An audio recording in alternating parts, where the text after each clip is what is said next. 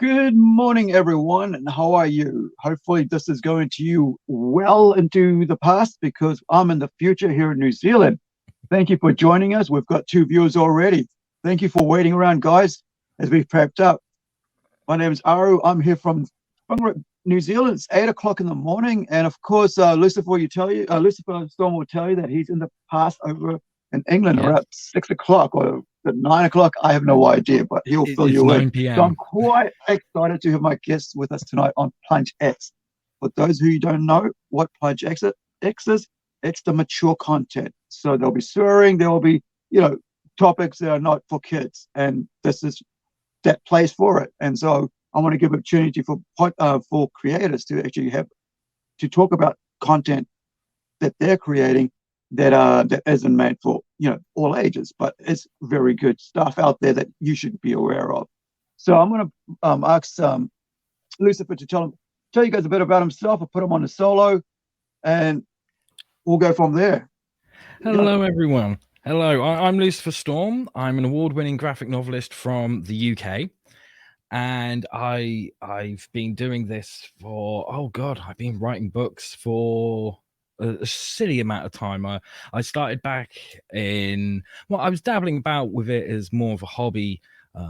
About around like 2004 2005. It was something that I always wanted to do as a kid. And then in 2010, after my dad had passed away after a long battle with cancer, I decided to dive in at the deep end without a life jacket and said, I want a career in storytelling. So I started writing comics, and I've been doing it ever since. And I work on books such as this one called Ed Gein Demon Hunter, which I'm sure I will be talking more about a little bit later on. Awesome. All right. So now, what is the time there in the UK right now? It's 9 p.m. Just 9 gone p.m. 9 p.m. Yeah. It's when you it's what like it's almost like 20 odd years since you got into comic, just a bit less than that, right? So about 18, 19. Yeah. Like I said, my dad passed away around 2010, but I've been dabbling with it long before then. Because when I was a kid at school, I was always, whenever it came to something creative, that's what I was always Yeah, drawn to. All the other kids were drawn to sports and stuff, and I just couldn't care less about that kind of stuff. So I was always drawn to things like creative writing and art and music and stuff like that. So I always did it as a kid. And then, you leave school and you're told, get a job. Like, yeah, put all that stuff to the side. It's just a hobby and stuff. And I remember I had a careers advisor at school who I didn't get any warning about this careers advisor coming in. He sat me down and said, like, what are you going to do as a job when you leave school? And I was like, well, I want to be a writer. And he was like, that's a hobby, pick a job. And I was like, okay, well, I want to be a musician. He was like, that's a hobby, pick a job. And everything I threw at him, he was like, that's a hobby. When are you going to take this seriously and get a job? And I got to the point where I just turned around and said, all right, when I leave school, I want to be a Teenage Mutant Ninja Turtle. mm, And he was just like, get out. You know? Because he thought yeah, that I was messing around. I was like, no, I don't think you understand. Some kids are creative, and we need to yeah, foster that. We need to nurture that. I mean, the UK isn't like in the US. In the US, you're told, like, you want to be an astronaut when you grow up, you can do it, yeah, son. Over yeah, here, it's you want to be anything. Oh, don't bother. Get in the line at the dole office yeah, and find yourself a proper job. And my dad was a laborer. So he was always there going, get a job, get a job. And mm, if you got a job, it didn't matter what job it was. If it wasn't his job, it wasn't a proper job. yeah, So for a fair bit of my teenage years, like that creative drive was still there, but I had to kind of like put it to one side for a little mm, bit. And then I got to my early 20s and just started thinking, why the hell am I doing this? It isn't making me happy. Isn't that like the most important thing? So I started picking it up again, and like I started working in music and stuff like that. And yeah, it was the early 2000s that I was like, I want to start writing again. I want to start mm, writing stories and stuff. So I started writing stories, and I had a couple of friends who were into comics and everything, and they wanted to make their own comic book publisher. mm, And I was like, hey, I am down for this. Can I get involved? Kind of thing. So we started working together, but I was the only one that took it seriously. Like I turned up every week whenever we had a meeting. I'd be like, "Here's my scripts. Here's my Yeah. scripts. What have you guys got?" And they were like, "Well, we've rolled a joint." You know? So in the end, I just went, "Okay, well, sod you. If you're not going to take it seriously, I'll just walk Mm. away and I'll do it on my own." I've always been a bit of a lone wolf in that regard. Yeah. And I was just dabbling with character ideas myself. I couldn't find anyone else who could draw, so I was teaching myself how to draw, thinking, okay, well, I can draw the books and stuff. And then my dad passed away in 2010. Mm. Now, to preface that, he got diagnosed with prostate cancer back in the year 2000. And the doctors turned around to him and they said, "You've got 6 weeks left to live. Get your affairs in order." And he went, "No, I've got a lot longer than that." And he carried Mm. on for another 10 years. Wow. And then he passed away, and I was about 28 at the time. Yep. And I remember, like, I had relatives come over to tell me that he'd passed away, and I had that gut feeling before they turned up. I was like, something's not right about today. And it was a Friday the 13th, which was Mm. even more Yeah. ironic because my dad wasn't a religious guy. He wasn't exactly a spiritual guy, but he was. I'm trying to remember the correct term for it. I believe it's paratrichodecatriophobiac, meaning he was completely terrified of Friday the 13th, and he ended Oh, up wow. dying on a Friday the 13th. Jeez. And when that happened, like a few things hit me straight away. The first thing that hit me Mm. was like, someone's died, but the world is still spinning. And that was a very hard Yeah. thing to get around. Like I'd never, like before that, I had friends who had passed away and stuff. And I even had a friend who had been murdered like a few years previously. And Mm. that thought never entered my head. But when my dad died, that thought did. And I was like, Yeah. oh God, the world keeps turning. I'm still going. I'm 28. I need to like, I'm sick of going from dead end job to dead end job and jobs that I don't Yeah. like. So I was just like, okay, what do I want to do as a career? And I was like, I want to tell stories. So that's what I've wanted to do since I was like knee high to a grasshopper. Mm. So I was just like, cool, I've got to go for this. So I jumped in and I did it all by myself. And I'm still going now. So I must be doing something right. Excellent. So that's pretty cool. I guess, you know, now we can talk about the creative side. Yeah. I was just like, we've got a comment here. Mm. Gnut 40, right? I think that's how you Yeah. pronounce it or something like. But he's asking, is Lucifer Storm your team name? But as you've said, it's your name, right? So how did it come Yes. about? Well, believe it or not, I mean, some people have clicked onto this and some people haven't. Mm. Lucifer is not my real name; it's a pen name. Yeah. But the surname Storm is my real name. Okay, Mm. and my first real name is a very obscure, strange name. I'm not even sure where it comes from. I've been doing a lot of looking into the etymology and stuff. And when I first started out, I started using my real name on the covers. And it was such a weird first name that people would, especially at conventions, they would see like the books, and for some reason they wouldn't touch the books.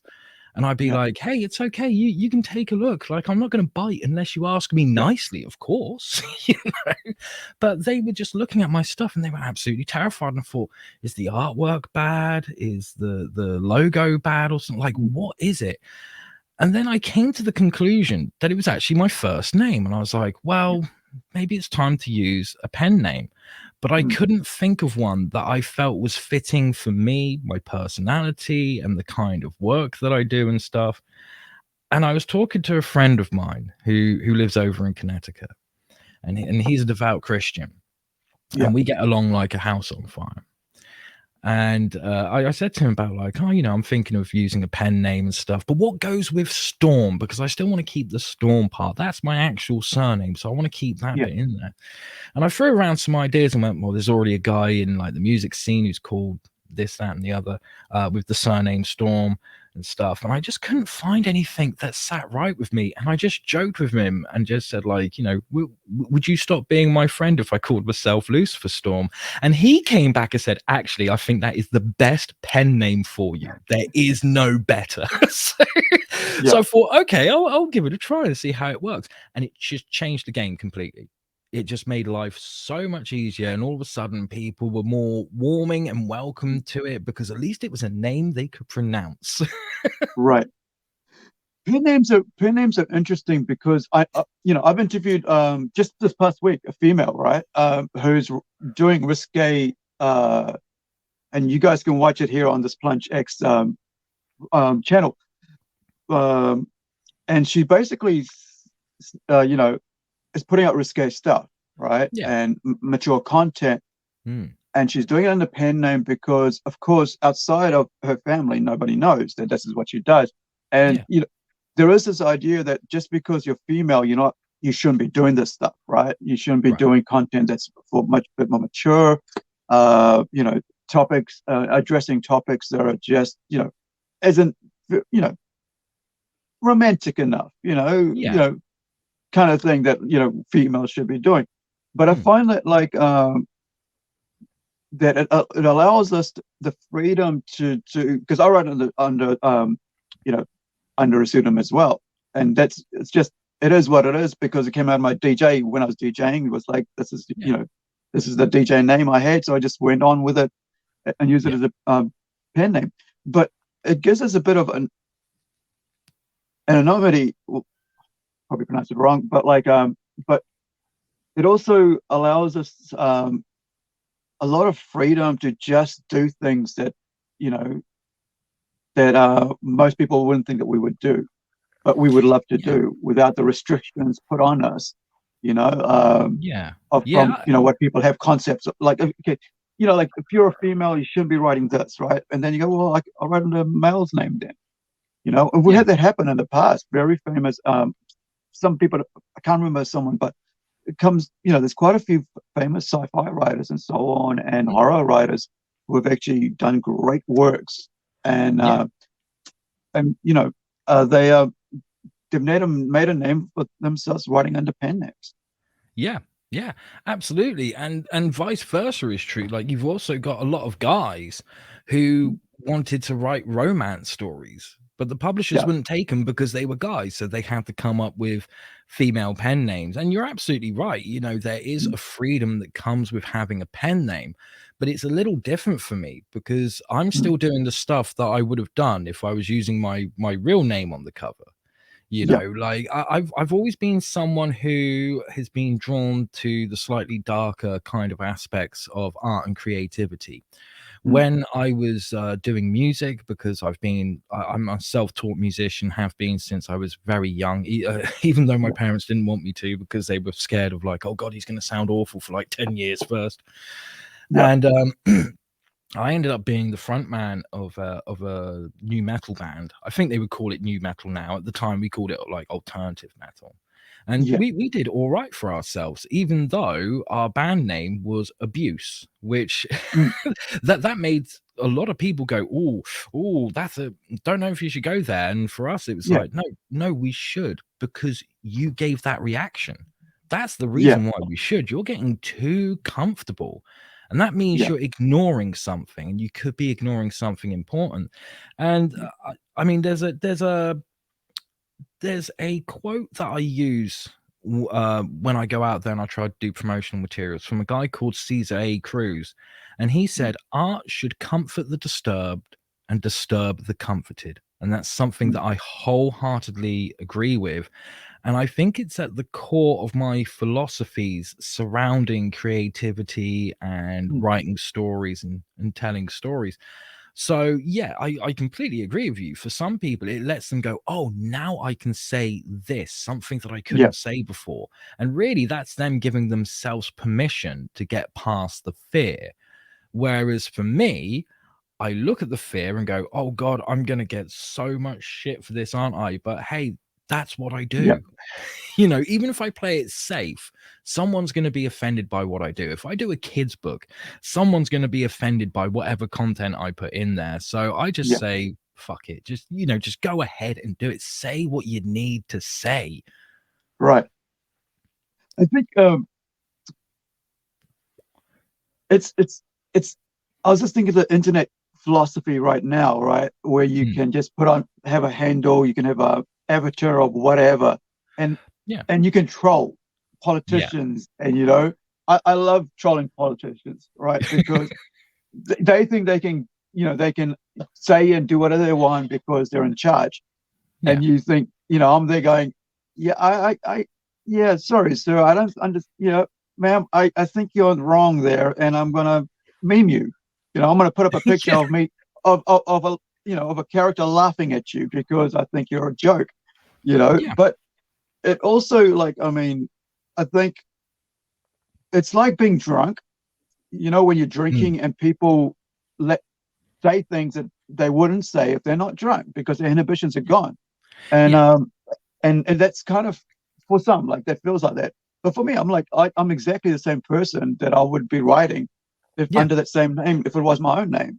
yeah, And it's just like, all my books has my name on the top, but my mm, pen name at the bottom. If I want to do that, sometimes I've come to a terminology that I don't need to, but it also, like, kind of like allows, makes people think that there's more writers on the book than just the one. you yeah. know, I get what you mean. especially It when I'm kind of like designing the builds up the book, right? team. Yeah, Yeah, yeah, because uh, I'm doing the lettering, I'm doing the design, I'm doing the some of the artwork, and I'm writing it. But yeah, the, then there's just the artist and me, and it's like, well, it could be quite more interesting if people realize there's a lot more team involved here. yeah. People doing different works. Yeah, my very first book that I did back in 2010, which was like when I started doing this, I wanted to do horror books. And at the time, most people just really didn't care about horror Mm, books whatsoever. They wanted yeah, superhero books. And I didn't really want to do superhero books. I like reading them, don't mm, like writing them. yeah, And I was like, because of everything that went on with my dad, I mm, was like, okay, if I'm going to do a superhero book so that I can get my name out there and get people to like read my books and hopefully make a career of this, I'll do a superhero book, but I'm doing it my way. yeah, Right. So I did this very mature superhero book with horror and giallo elements to it called Jericho. And it was very much inspired by my dad's battle with cancer because it was that mm, idea of like, well, superheroes, they always have an arch nemesis, but that's yeah, normally a person, a supervillain. What if this hero's arch nemesis was a terminal illness? yeah, So I explored with that and I and I played with that. And I am filibustering a minute because I'm trying to remember why I'm telling you this. mm, But I excuse me. Um I was very authentic with that book. I didn't kind of pull any punches because, like you said, yeah, you like when you write under a pen name, it's a bit like when you're drunk, you start saying things that you were thinking, but you wouldn't yeah, have said out loud. And I really value authenticity, not just from myself, but from other yeah, people as well. I'm very drawn to people who are just naturally authentic. It's yeah, like if I meet someone who's an absolute asshole, as long as they're the first person to say, "Hey, look, I'm an asshole," I'm kind mm, of drawn to that because at least they know, at least they're honest about it, yeah, you know. And I found that when my dad passed away, you start realizing that there are so many situations you've been in, you're like, "Oh, I wish that could have gone better. Why didn't it go better?" And then you realize it's because you didn't say what was actually on your mind. Like mm, how many guys like they go up to that girl or the guy in the bar and they start laying down the chat up lines, the smooth talk, and they're like, "Don't say this, don't say this, just say the smooth stuff as if you're in a movie." yeah, Never works out for them. But yet when they just go up there and go, "Look, I think you're really attractive and I want to buy you a drink because I'm hoping I have a chance." yeah, That normally makes the other person go, "You know what? I appreciate your honesty.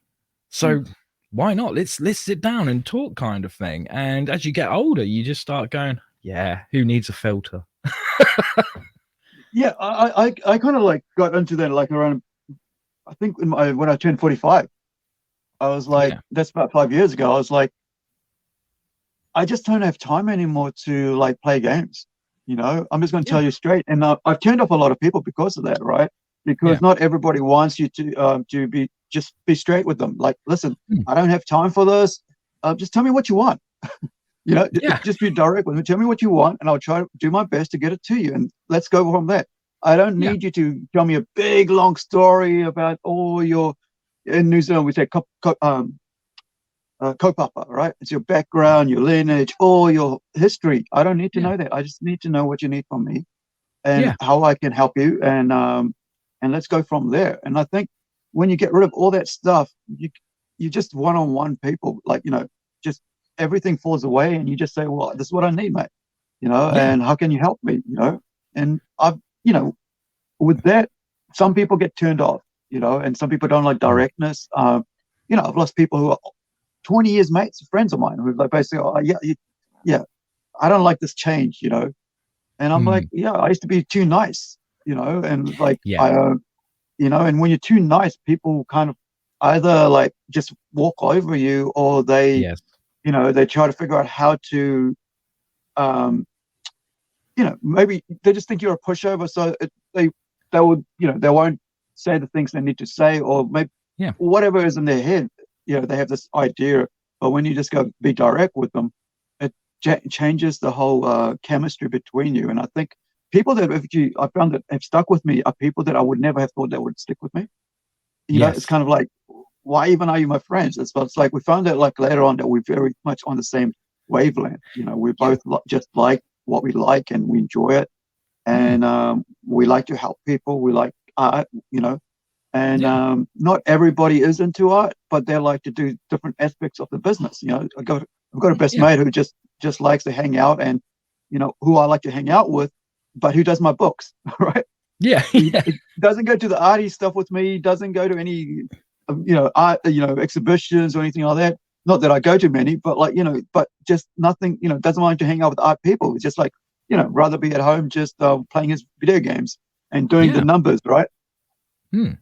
Yeah, no, I get it. I completely get it, especially as I was in my household when I was born back in 1982.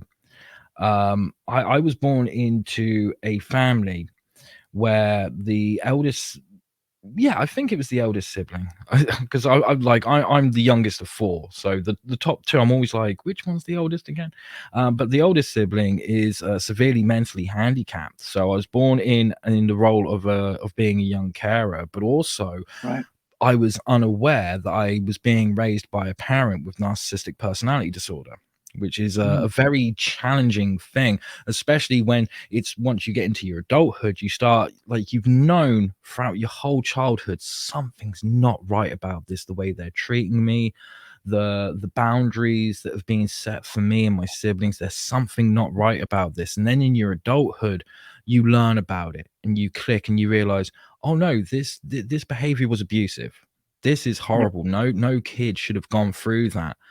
And you then get to that point where you're like, okay, I now know this, but you don't realize how much of what you've been taught has been it's all a manipulation tactic. Mm. It's so that you can be the nice guy, because the nice guy doesn't say no to anything. The nice guy doesn't stand up for themselves.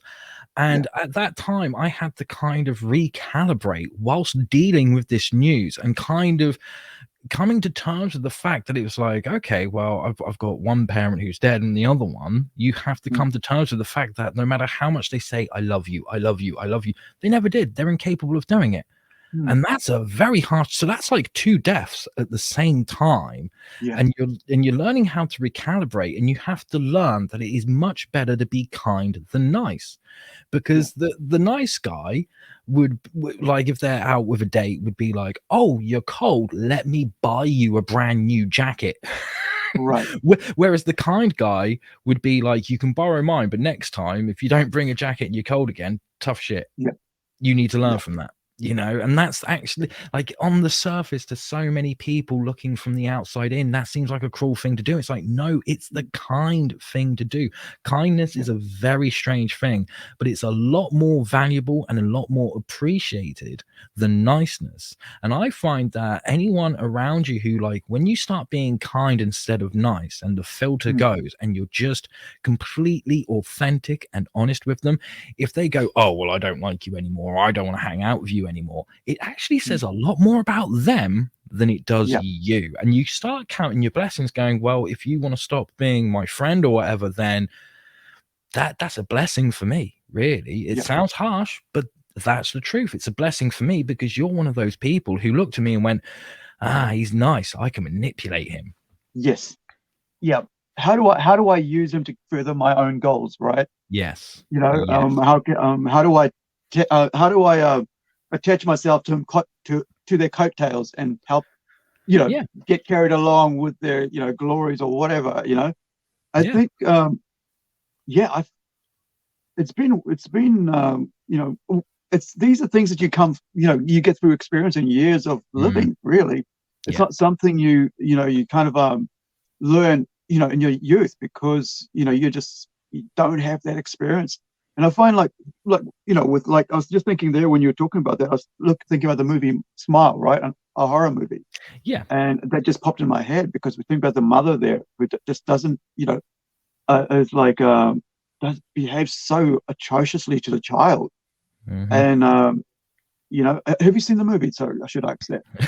No, I haven't seen it, but it's Okay. okay. I'm always okay with spoilers because my I'm philosophy not going to is spoil it. I'm just, if the it's part movie's of the good, thing. Yeah, it is a good movie. It's a good independent movie. I saw it at the cinema with with a horror writer friend of mine, Mike Batur, and it was just, it was so original, and I think this is what we're missing a lot of times with stories and with movies and stuff, is that we so, one thing I find is, like, if you look at some of the movies that are being made that are like memorable, the independent circuit, right? There's a recent one that I can think of that was made in New Zealand called Tank, and it was just made in Coromandel here in I think Waikato. I always forget where Coromandel is, but it's in the North Island. And it's got that forest. As soon as I saw the forest in the trailer and the sea, and I was like, this is New Zealand, and this was filmed during the lockdowns and COVID's situation over the last 2 years, and it was good to see something, because it's cheaper to make movies in New Zealand, especially with low budget. Like, you've had Pearl come out here. I mean, sorry, X came out first, and then Pearl came out straight after that. The movie with about where they're making a horror movie about where they're making porn, but it's based in America, but it's actually made in New Zealand. And I looked, like, even when I saw the scene, there is a creek scene where there's like this call it a creek, but it's like a swampy area, like a lake. But I could tell straight away it was New Zealand because it had the flax. You can tell if you're a Kiwi that the kind of like the thin green, floppy, spiky, plant. It's called, it's a flax, which is, in the old days, it was used for like making baskets. It was made for making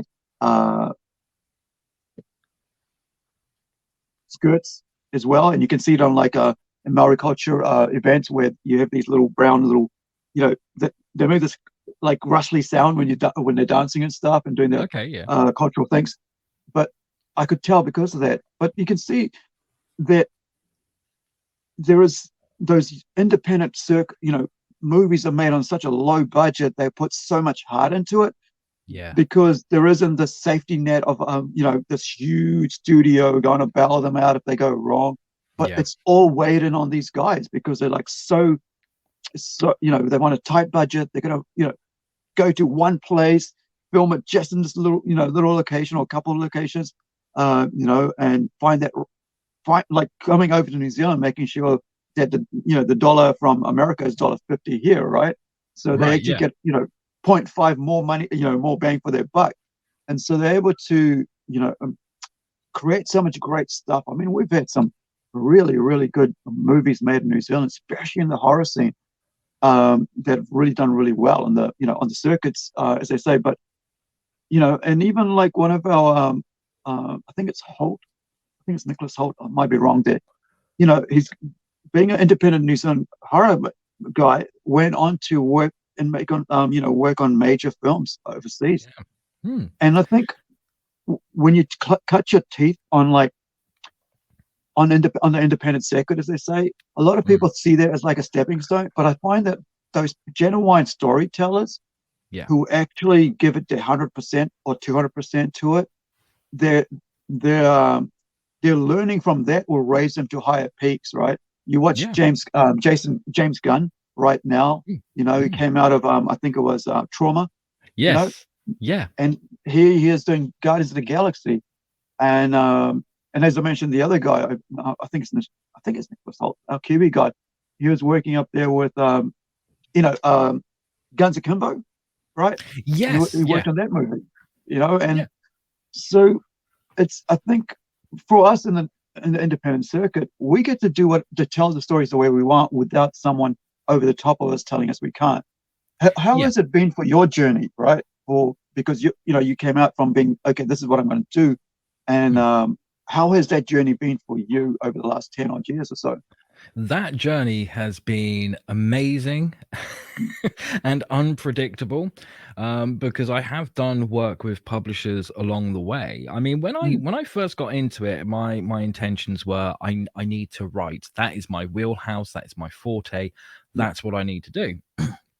But as I mentioned earlier, when you're starting out and you're independent, especially in like a small seaside town where I live, Mm, you're kind of the odd one out because you're the one that goes out there and goes, "Oh, I love like comic books and horror movies and heavy metal music and stuff." And there is a scene for that here, but it's so small and tiny. And most of the people who are mm, involved in that scene, they're happy being readers. You know, they don't yeah. want to do the writing, they don't want to do the artwork, they just want to consume it. So trying to Yeah. find someone else to be an artist is a very hard thing. So, like I said, when I started, I was teaching myself how to draw because I did a lot of drawing when I was at school. But like I Mm, said, when I left school and it was all the get a proper job stuff, I kind of gave that up. So I returned back to it.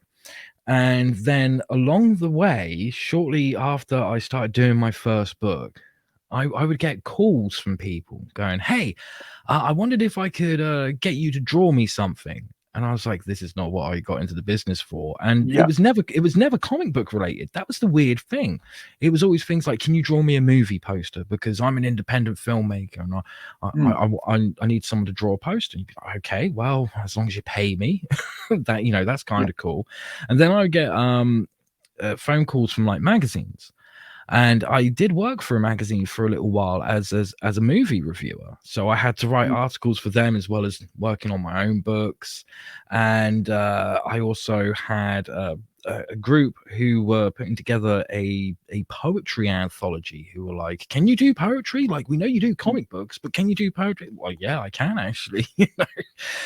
Because I'd actually done some studying on how to. mm, When I realized that I wanted to write stories, I knew that I needed to study. A lot of it I was just going by intuition, and I knew that could yeah. only get me so far. If I was lucky with the first book, that's catching lightning in a bottle, but you can only do that Yeah. once, and that's pretty much what happened with the first book. I had no idea what I was doing, but just went for it anyway.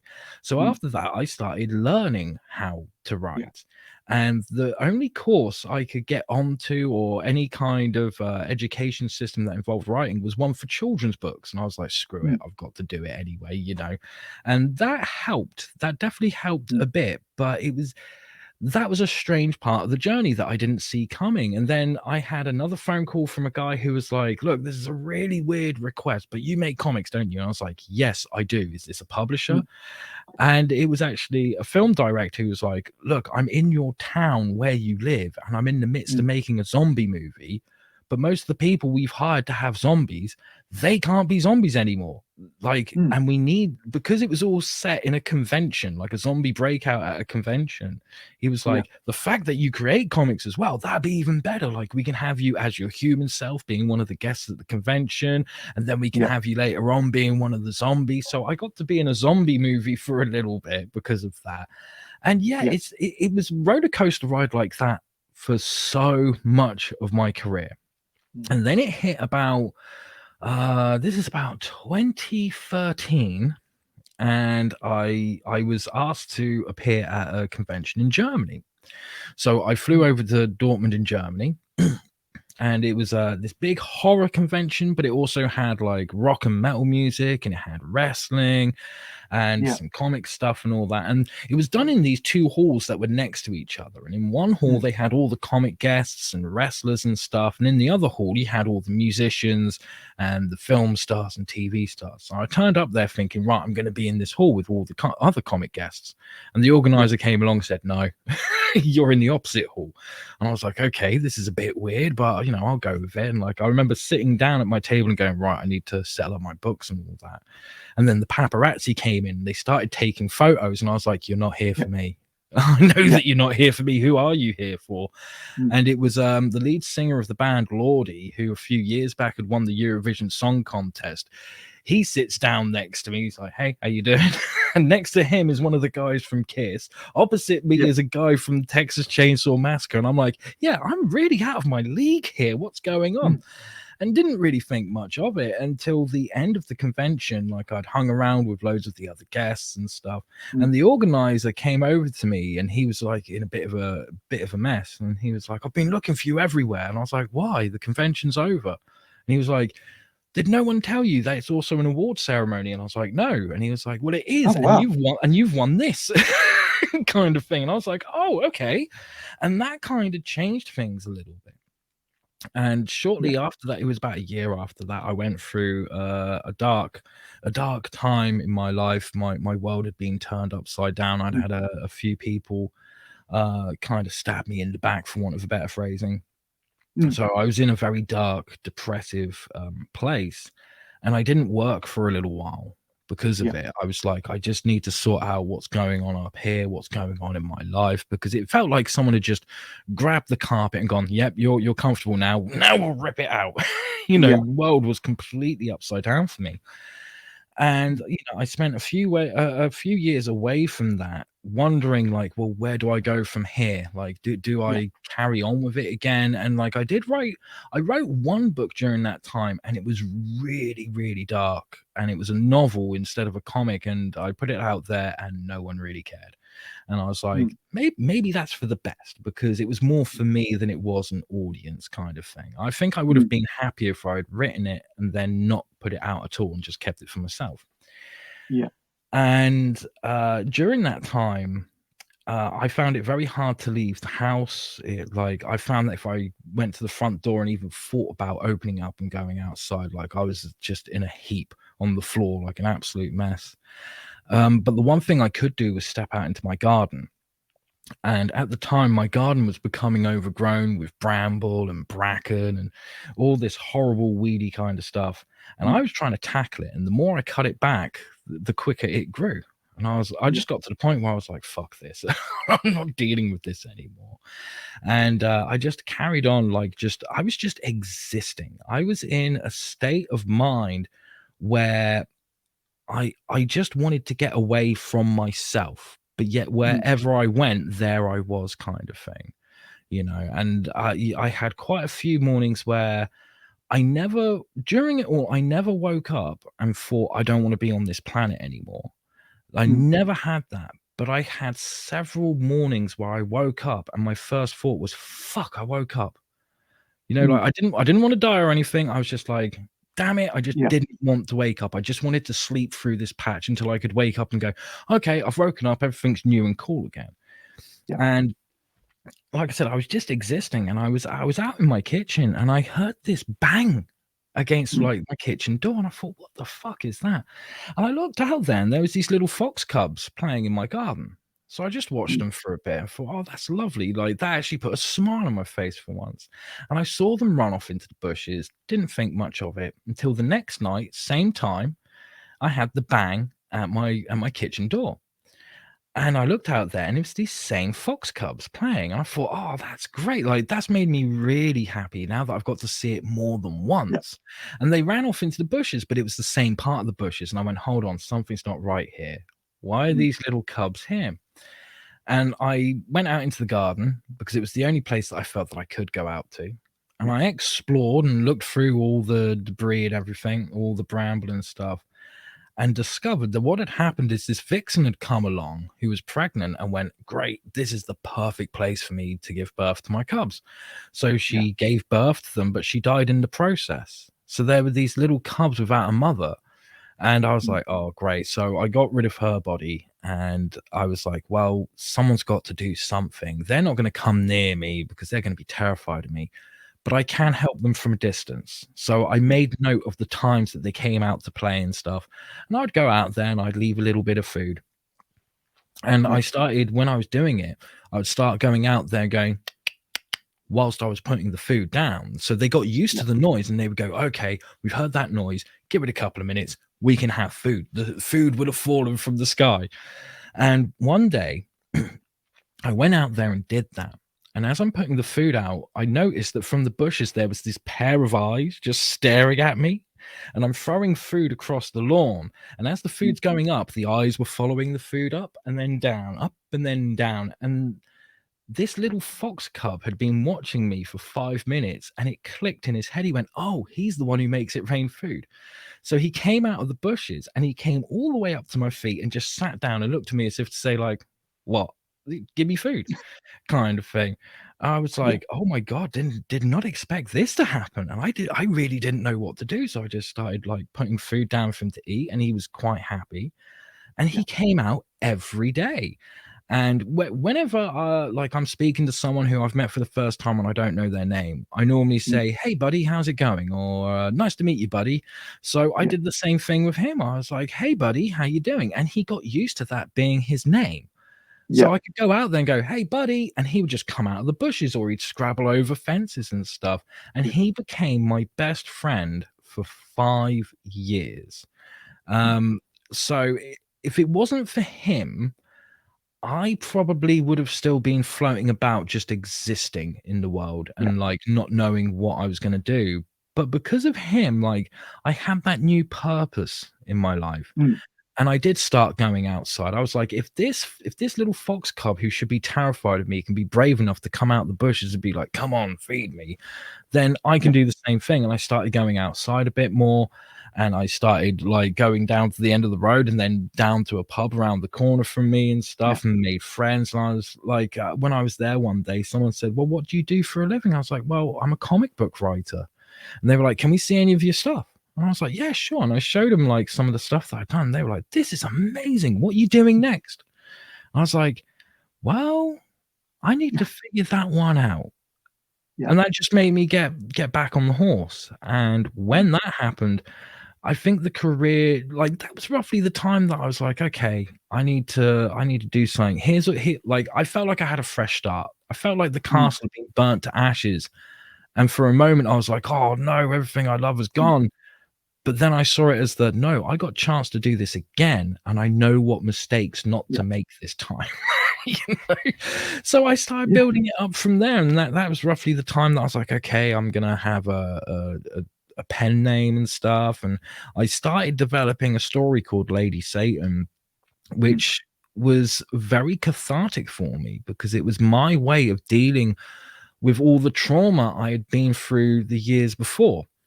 And it was something that made me sit down and think, like, how would I present that to someone? Because there's always that thing when you go through something like that, there's always that thing of if you tell someone, are they going to believe you? Kind of. So you want to make sure that you present it in a way that it has the impact that people believe you. And I was like, well, I'm not telling a story where I'm directly going, this is what happened to me. But metaphorically, there is a you can tell that in the current environment, right? Yeah. Where they've told you which is part of the story and they've actually worked at it to tell you that, you know, to get the message across. Or in the current environment is to force it down your throat and tell you outright, this is what we're trying to do. And the greatest example of that is what, you know, the next Star Trek, The Next Generation did compared to what the new stuff is doing. Absolutely. And, you know, you're talking about like the dogs and stuff. I mean, the puppies, the fox puppies. I had to go through the same period. Like I went through like about from 2016 to 2018.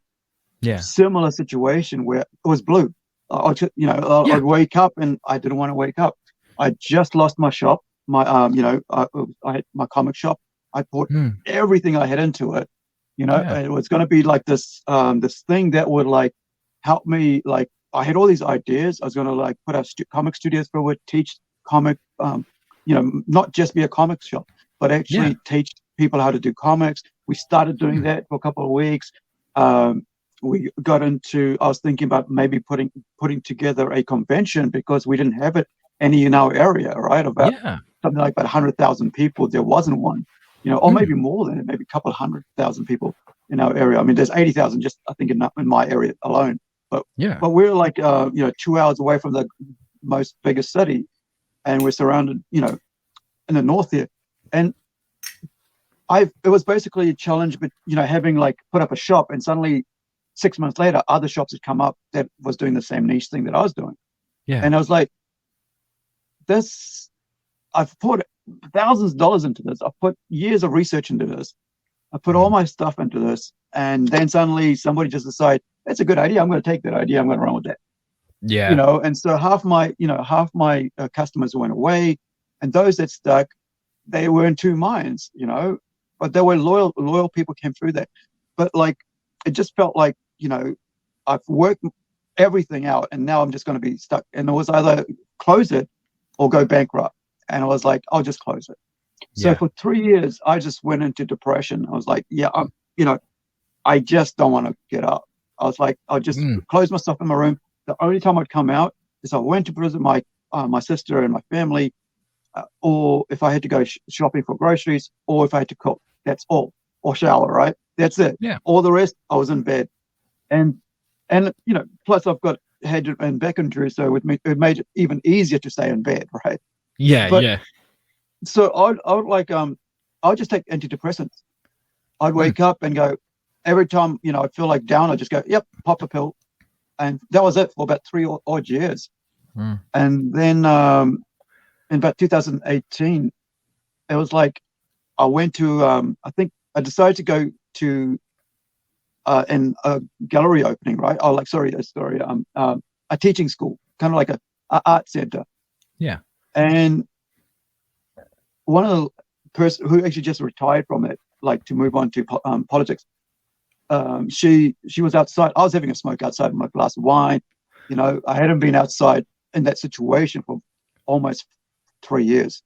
Yeah. And she just said, well, "Who are you? What do you do?" And I said, "I used to have this. I had this idea. I was going to do that." And well, if you decide to do it, I'll help you.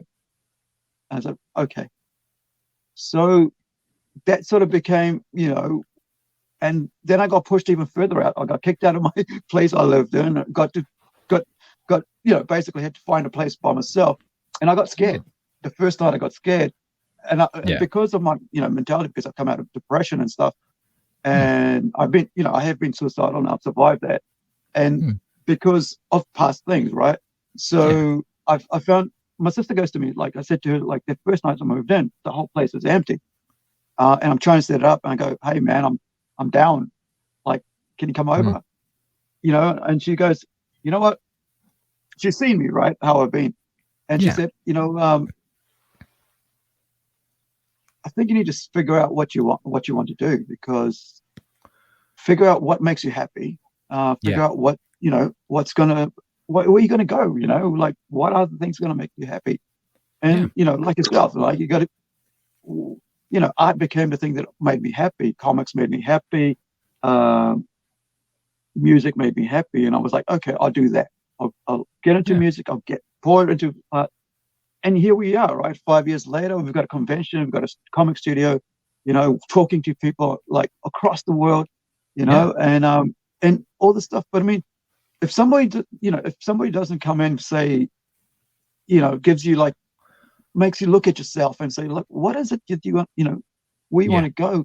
You're going to be stuck there because, people think, oh, he doesn't need my help, or they don't want to put themselves out there, or they feel that they don't want to be in your way, because maybe they say the wrong thing.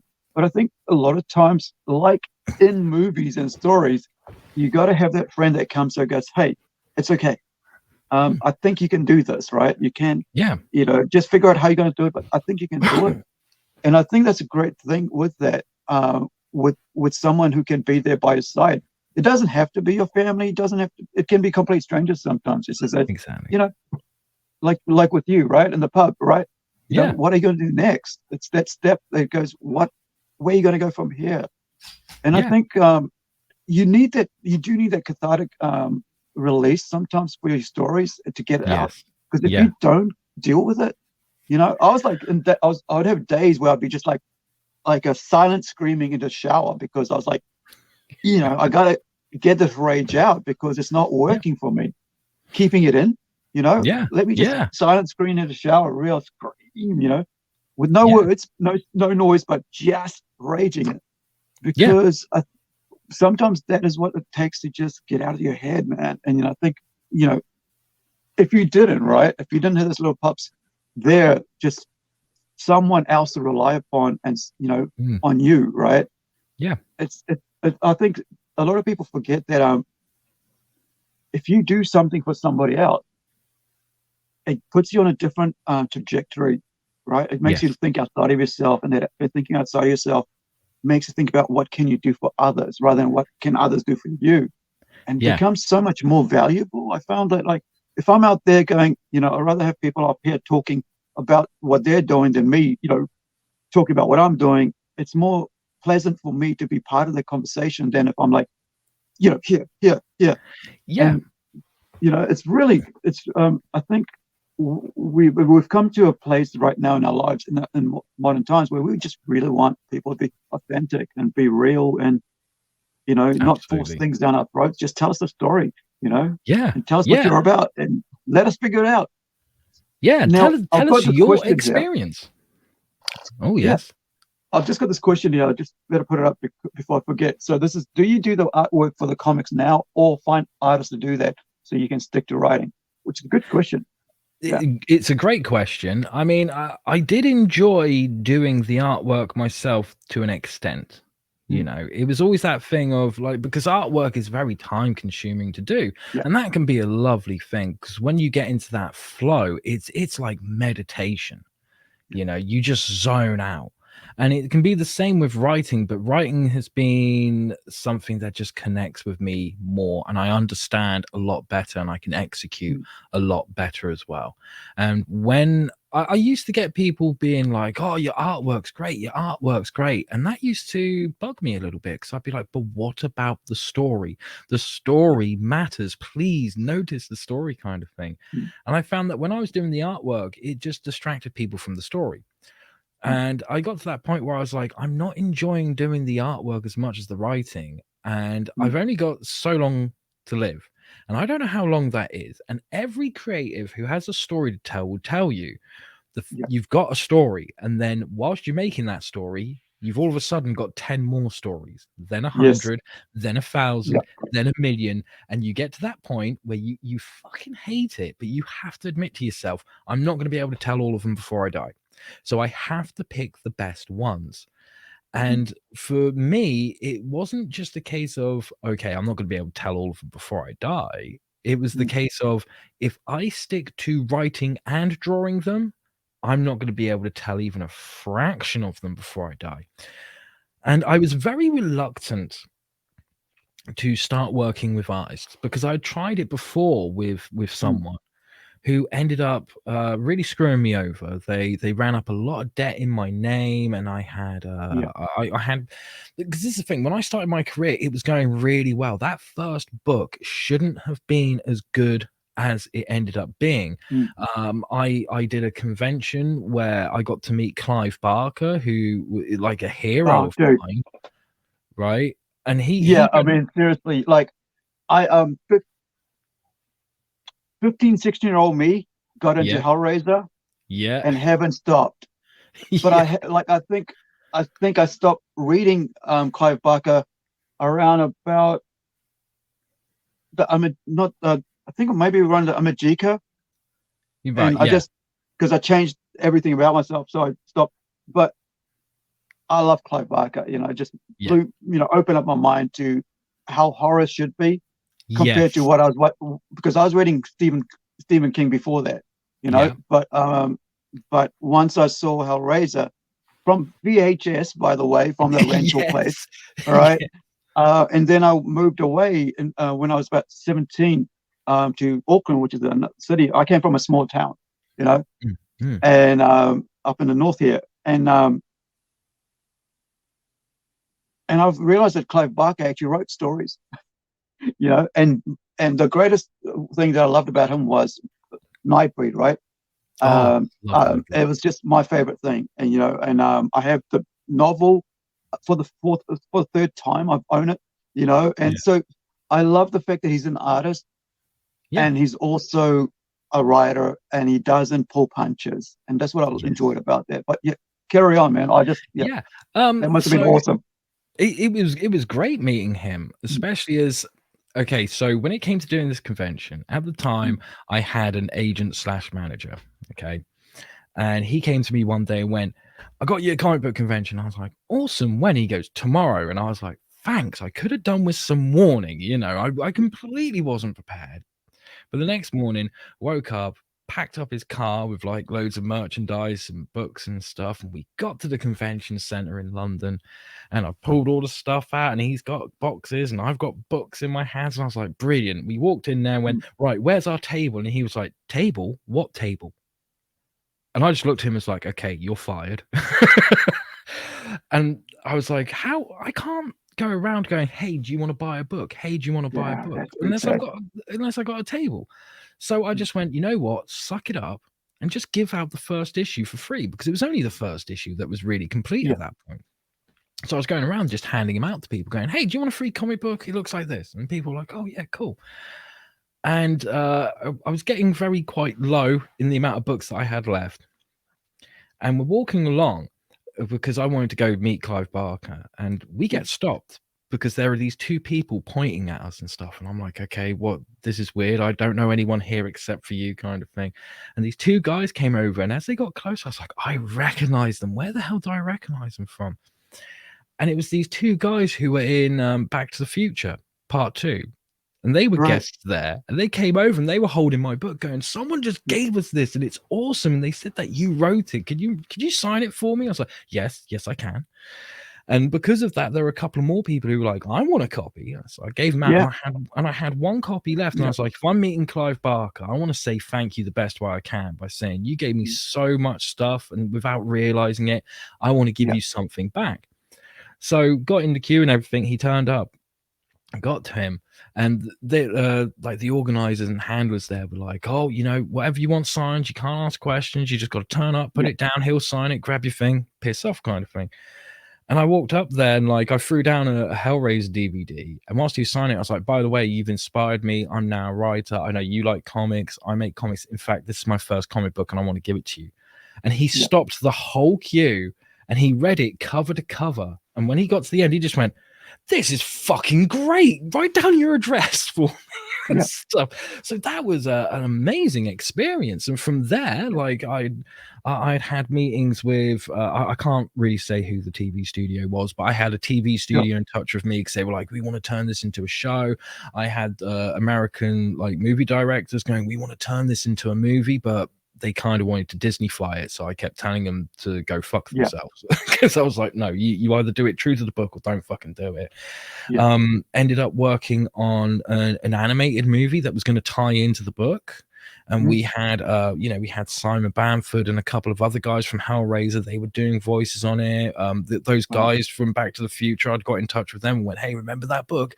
Do you want to yeah, do some voices and stuff?" Which was absolutely amazing. We even had like one of the guys from Dragon Ball Z who was interested in doing a voice at the time. It was an amazing experience. Like getting to that point, and then all of a sudden, boom, this yeah, artist screws me over, and I'm like, great. And it put my characters in jeopardy yeah, because the debt collectors were like, this is when I learned something that I think a lot of people don't realize. mm, Your copyright of your characters is like money. Okay. If there yeah, isn't any gold to back the money, your money is fucking worthless. yeah, Okay. Like in the UK, we haven't been on the gold standard for God knows how many decades. So people keep getting our notes in and going, yeah, I got £20, got £10 or whatever. And I'm like, you actually don't. You have a piece of paper and the government keeps printing more, which means that thing is losing spending value to the point where if you had a 5 pence coin, that's probably going to buy you more than the note will. But copyright is exactly the same. Your copyright certificates, when you're in a situation like that, unless you've got something to back it, then they take a look at it and go, we need this money back. We need to take stuff from you. Okay, this guy's done it in your name or whatever. We don't care. That's a case for the courts. We're here to collect our money's worth. And we know that those are the most valuable things you got, but we see it as just a piece of paper. So I could have lost all my characters. And I had to go to a friend and say, hey, can I sign over the rights to you? But it means that I can't do anything with them, and neither can you. And I've got to wait X amount of years until they come back to me. Otherwise, I would have lost all my characters. And that would have been a big blow that would have put me off of working in comics ever again. I would have stopped writing, I would have stopped creating, and I would be miserable. I would not be here talking to you. And that put me off of working with artists for a very long time. So I kept working on books and drawing them. And it was when I started working on Lady Satan, I started working on it, and it was taking longer than I thought it would take. And it got to a point where, unfortunately, some bad stuff happened. I had to take legal action against someone because they were stalking me. Lucifer, can you give me a sec? I'm going to do what I said we were going to do, which is I'm going to put on the website now, so we can work through the images there. Just give me one sec. Viewers, please, if you just bear with me. Now, if you're watching on YouTube, as you are, or on Facebook, especially on YouTube, please like and subscribe, or share it. We're going to talk about, from this point onwards, we'll be talking about the actual books that he's created, that Lucifer's created. We're looking through the website, and we're going to go through that process. So please bear with me. Just give me 1 second. I've got to go to the other side of the room to look at the other monitor. No problem.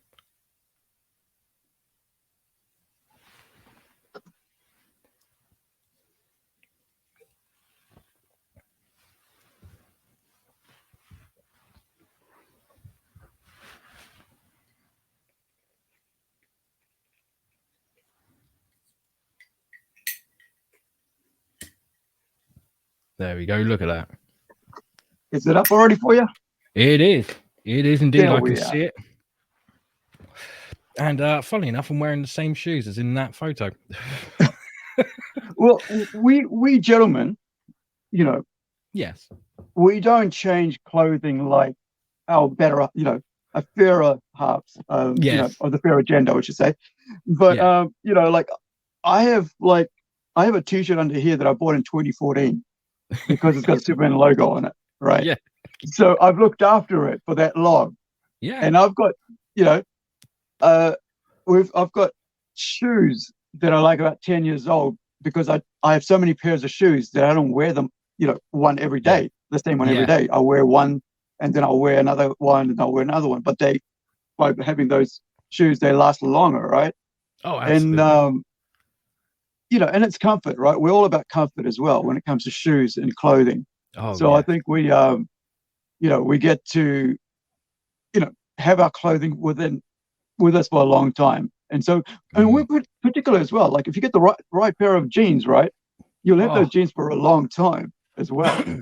Yeah. So I just want to shout out to my buddy Niobe Comics here, Larry from Canada. Hey, thanks Niobe. for joining us, bro. He's a great guy. He's been helping us sort out our Kickstarter, helping us with our Kickstarter here. Fantastic. It's on live right now in Incredi-Girl, so check that out. Now we're going to delve into the artwork, the storytelling, and the books here from Lucifer Storm. And thank you for bearing with me to bring this up before we move on to this next part. No, that's fine. Now, let's see. Where do you want me to go from here to just on the menu bar, there's a bit that says books. If you go in there, that will show the latest couple of projects. Because just to finish answering that question for the viewer, is it first, second, or third? First, second, or third? Yeah, across the menu bar. Sorry, I can't see it on my screen. Oh, can't you? You're currently hovering over it. So if you click Perfect. on that one, there we go. So yeah, just to finish answering that question for the viewer. So I used to draw the books. I was put off of working with artists, and then I met Christian Rossi, and that changed everything. So moving forward, I ended up going, no, I realized that I was the wrong person to illustrate Lady Satan. And I asked him to do it because there were lots of problems that were going on with the production, and it was a bit late and still is. But yeah, he came on board to do Ed Gein Demon Hunter. And during that time, I was like, look, can you do Lady Satan? And he was like, yes, absolutely. And our working relationship has been so good that I've said it on several shows. As long as I've got money to pay him, I will keep him working on as many books as possible. Yeah.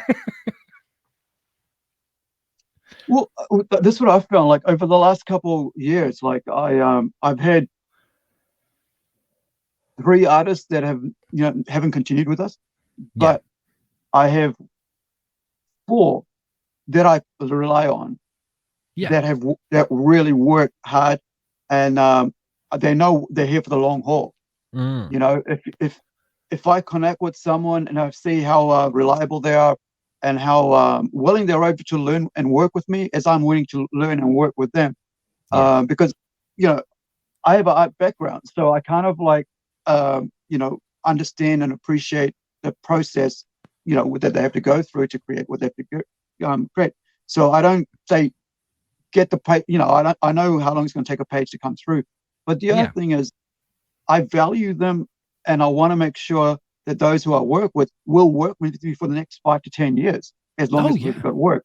And I definitely have work for them, but I just it's hard to find, and the whole thing is, it's good to find the right artist, and it's also hard to find the right artist. And when you get it, it's like gold, right? You don't want to let it go. Yeah, absolutely. Absolutely. Especially with a project like Ed Gein Demon Hunter, because it's even though it's a fictional story featuring a real life serial killer, I approached so many artists, and a couple of them, they were very honest, and they said, look, I can't work on the book because I'm already working on something else that's going to take up 3 years of my time or whatever. And some of them were just like, look, I would love to, but the amount of backlash and shit I'm going to get online for doing a book like this, it just isn't worth my time. And I had just wrapped up a crowdfunding campaign for Lady Satan. And whenever I do a crowdfunding campaign, I do my best to try and add in a couple of little extra things that I haven't told the backers about, so they've got a nice surprise. And I thought, well, what if I got someone else to illustrate like a print or something of Lady Satan? And I remember like a couple of people were saying to me like, oh, this Christian Rossi guy, because he was working at Alterna Comics at the time. And they were like, his artwork's amazing and stuff. And I found out that he was the assistant of Eduardo Riso from 100 Bullets. So I went on Twitter to follow him. Love that book. Yeah, great book, isn't it? And I found Christian there, and he had a tweet up saying, I'm open for commissions. So I was like, brilliant. I got in touch with him, said, how much? Here's reference of the character. Here's how I draw the character. You can do the character in any position, any shot, any angle, whatever. Go with the grace of God kind of thing. Here's some money. And he was so quick. I mean, what the image of Lady Satan that you see on the screen now is that commission that I got from him. And I was like, wow, this is incredible. And I said to him, like, man, like, I'd love to work on a book for you at some point, maybe like a one shot or something. He was like, yeah, I'd like that too. And I said to him, well, I've got this book called Ed Gein Demon Hunter. And I've offered lots of people to work on it, and they've kind of turned it down. There was one artist who tried charging me like $1,000 per page, and I was like, too rich for my blood. That's way too wait, hold on. This is the problem I run into, right? And if you're not Jim Lee, there's no reason for you to get that. Not even think in your head that you're going to get that. If you're not Frank Miller, don't even bother even suggesting that amount, right? Because or even is it Kevin O'Sullivan from Watchmen and all that. These world class people whose work is so amazing that if you didn't even suggest, let them come up with the figure, you would feel foolish, because they know the value of the work. But if you just out there, mid-range or lower tier, or who's never produced a work, are suggesting something like that, maybe you should go back and look at reality, right? Look at, because look, like right now, the comic industry, mainstream especially, is dying. Like it's on its death knell, as I would say, because they've done so much disastrous, disgusting things to fans and to shops, especially to shops, that they've ruined the mainstream environment, and then also to the entertainment and with like movies and TV shows for the characters. So expecting $1,000 a page, unless you do everything for the and you're doing about 3 pages and that's your cost, even $200 a page is a bit too much for an indie book, I think. But like I think there's this idea in people's head that they have this like me, I don't get paid for my work.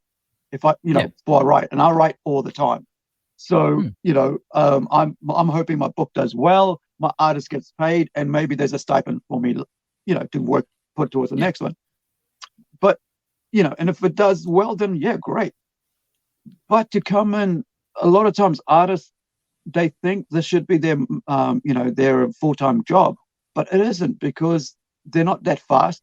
Like you said, with the lady Satan, he came back right away because he knows his time. He knows how quickly he needs to do something. So because he's working by the minute, right? He's not working by the day. He's working by the minute. Exactly. So he knows the faster he gets a work out there, the faster he can get to the next one, the faster he can get paid, and so on. And these are business people. These artists have come to become business people. They're not the amateur who just does like here's what I do, and thank you for your money and see you later. No, this is the guy who says, this is what I do. This is my fees. And if I come work for you, this is the page rate, right? Full fee for that. And this is what I expect. And by myself being on your book, I will bring everybody that loves my work and that knows me. You'll have so much to it. And if you're an artist and you say that and you have nobody behind you, you have nobody, no sort of work, what is it called? A list of works, right, to show for it, forget it. And I think that's my pet peeve about these things when it comes to cost. I'm with you, especially as like people need to remember, if I'm a writer and I go out to you and you're the artist and I say, hey, I want you to draw this book for me, if you turn around to me and say, right, it's going to be $1,000 per page, and there's 28 pages per issue, and there's 4 issues, not only do I have to find the money to pay you, but like I said before, in order to protect the copyright of my characters, I can't just have the certificate.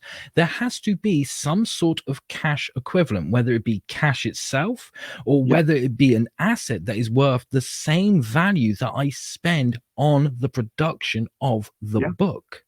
So if it's costing me $1,000, like 28 grand for one issue, times that by 4, and then I've got to double that amount.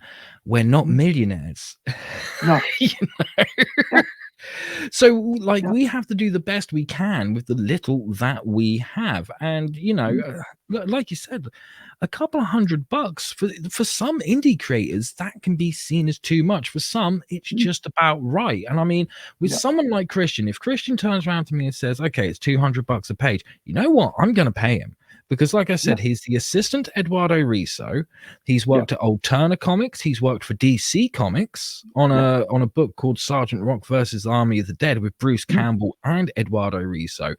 He can command that price. He can probably command a lot more than that. But if you're someone who's fresh in the indie scene and you haven't had anything published, it doesn't matter whether it's through an indie publisher or a mainstream publisher, you've got to have something published before you can start saying, okay, I'm going to start asking those prices. Otherwise, you just come across as greedy. and I have had that. Where I've approached people who they're looking for their big break, and I'm thinking, well, I've got other books to tell, so maybe Yeah. I can book them now. And one thing I always try to do whenever I bring a new artist on board Mm. is I try to get them to do a small something for me, Yeah. so I can see how reliable they are. Yeah. Something like a pin-up, something like a t-shirt design, or even character designs. Yeah. That way I know how they work, because every artist Mm. works differently. And I can see how reliable they are, how long it takes them. If they're Mm. reliable, but it takes them a week to do a page, fine. That's not a problem, because at least they're reliable. I know whether they're charging too much or not. And I've had it before where I have found new people, they've never worked on a book before. It's their dream to work on a book. And I go, okay, I think I can help you out. Could you draw me like a couple of character designs or whatever? And they go, yeah, no problem. That's $350. And I'm like, you know what? It's not going to work Yeah. out for you. Stop, Yeah. stop now, and just read it back in. You've got to, everyone who is a creative has to humble themselves at some point. Your ego's going, no, your work's worth so much. Yeah. Yeah, your work is worth something, but Mm. you've got to make it worth something. And Yeah. at the end of the day, your work is only worth what I'm willing to part for it. Exactly. Yeah. And if you say 350 and I'm not willing to part for that, guess what? It ain't worth 350. Sorry, guys. Harsh, I know, but it's reality. Yeah. I mean, there's this like whole, oh, the industry is doing so well. This is like this comic's going to so. You don't even know it'll sell one. Yeah.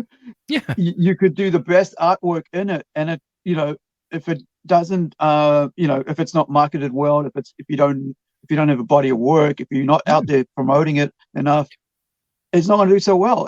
And whatever, this is what I, as indie creators, we're putting so much effort into getting the books out there, because we are our own books, right? It's our own property, so we're actually trying to do as much effort to get them out there. And I think a lot of times, people just think that like they forget that this is like, sometimes this isn't a full-time job for many people, majority, 99.9% of people. This isn't a full-time job, because they realize that it's best to just go and get my bread and butter job, go dig holes or whatever, serve people at the shop, whatever, make coffees, and and then when we get home, a couple of hours, just do a comic book. I mean, I did that for about, I think, 2 years when I was working on The Circle. That was my cathartic series, where I had to get this out of me, and but I did work on it on my own for those 2 years, every day when I had off work while I was doing shift work. And you sort of go, this might never sell, or this may sell someday, or this might not even get into print. And then many, almost like, I don't know, maybe a decade later, actually got to see some light, got to see print. But I mean, and you never know if it's going to sell or not. And I think when people are asking for huge price ranges, right? Especially if they're amateur and they have no body of work, it's just like living in a fantasy world. And a lot of these people need to come off that cloud. Yeah. Because not only are they doing harm to their own, to their own work career, but they're actually doing harm to whatever projects they're going to come forward. Yes. When I come into, like, with us, we just go straight up, go, look, this is going to Kickstarter, right? Yep. You have a contract with the publisher. I don't deal with money. I don't deal with who your money's on. I'm the creator, right? So all I'm doing is I'm writing. My whole job is to work with you to produce a body of work that the publisher can market to be out there. They deal with the legal. They deal with the contracts. I just take my hands off. So, I have people come up at me and say, well, this. I'm like, that's got nothing to do with me. Why are you emailing me about that? Wait, go back to the publisher, right? I'm dealing with, you're taking me away from my creativity every time you tell me things I don't need to know about. Because I'm working on 6-7 books at the moment, and I don't need distraction about money. Because at the moment somebody does that, it's like, that this guy is going to hold off work probably, because that's got nothing to do with me and the reason behind it. So I think because of the experience of having worked with so many different artists, I've come to realize that those I have and that those that have stuck with me, I'll have them for the next decades Yes. until I stop, right? Because I know that these guys, their work will keep going better and better. Yep. They'll get higher pay as we produce more work, and Exactly. and they'll be able to do so much. So we're able to cross, like you're saying, like you can do a pinup. I'll have a guy, one of our guys who's working on one book, a horror book, will do a poster design for a or two for another Yeah. book, Yeah. and depending on what is there. And we found that like those sort of really great artists, they understand what game this is, and those that don't, they just waste of time. Yeah, So exactly. yeah, Completely agree with you. Like at the end of the day, even if you're an indie creator, if you want to do this as a career, as a side hustle, whatever, if you want to make any kind of money out of this, first of all, you need to learn about business. Then you need to learn about money and how it actually works. And then you need to learn about marketing. If you haven't got those skills, it's going to be nothing but a hobby for you. Because this is the thing, like people can complain at me going, hey, I gave you a quote for my work. My work is worth $250 a page. Well, guess what? I'm not paying you $250 a page. But Christian, when we did Ed Gein Demon Hunter, halfway through the book, his page rates went up and he didn't tell me and he didn't charge me the extra for them. He waited till the book was finished and said, cool, we're doing Lady Satan now. My page rates have gone up. Is that okay? And I was like, what do you mean? Is it okay? Oh, yes, it is okay. So he gets more money out of me than he normally would have because he did it right, because he understands business. And that is such an important thing. And, there are lots of people out there who are like, oh, but I don't want to learn about business. I just want to create. Guess what? I was one of those people too. And then it hit me like a rock in the face that it was like, well, if I want this to work and I want to put like food on my table and stuff, I need to learn about this stuff. And I did. And I'm doing so much better for it, and it's easy to learn. That's the other crazy part of it. It is a business, right? And this is what, like, especially if you're in the indie circuit, it's a business, and you gotta manage your business. Or if you don't manage your business, somebody's going to take your business, and somebody's going to take it, and they're going to take your idea. They're going to, find their own way of doing it, and you're left out in the dark, right? I think, I've been through, like having IPs or logos stolen. I've had, and sort of, people turning around and thinking that I've taken somebody else's work when I'd done it years earlier, and this sort of thing. So I think the reality is even mainstream big name people are finding it hard to get work or get money out of comics. If they are finding it hard, how much more harder it is to be an independent creator and also to be a comic artist. And so to have preconceived expectations about what this industry is about is not good, and the only way you're going to find out is if you listen to people who are actually in it talk about what it's like. I've been, you look at like Image Comics, how they struggle for the first couple of years as though they decide to go and do that. And now everybody knows who Image is. They know Todd McFarlane's his toy creator, all this. But he went through that period of trying to figure out where they were going to fit into the system when everybody went against them. And even they lost friends over what they were doing. And I think, it doesn't take too long for people to realize this is a hard industry. But this is a creative, passion-filled industry, and if you're passionate, if you really understand what this is about and why you're doing it, then you would stick with it. Otherwise, you'll be out of here in a couple of years, and that'll be it. But I think those who have longevity, right? Those who really know their business, who know what they got to pay the printer, get somebody involved, who's got to do their books, accounts and stuff, making sure your taxes are paid and the right amount is paid, and hopefully you get something back from the government, stuff like that, and I think that's very important. And you're right, all that business stuff you got to know, and you got to get a Yes. lawyer as well. Yeah, absolutely. Because when I was in my band that I mentioned earlier, when we started out, I mean, we ended up having quite a good little career from it. We weren't huge or anything, but we were big enough that we were making a splash. We were appearing in magazines and stuff. It was great.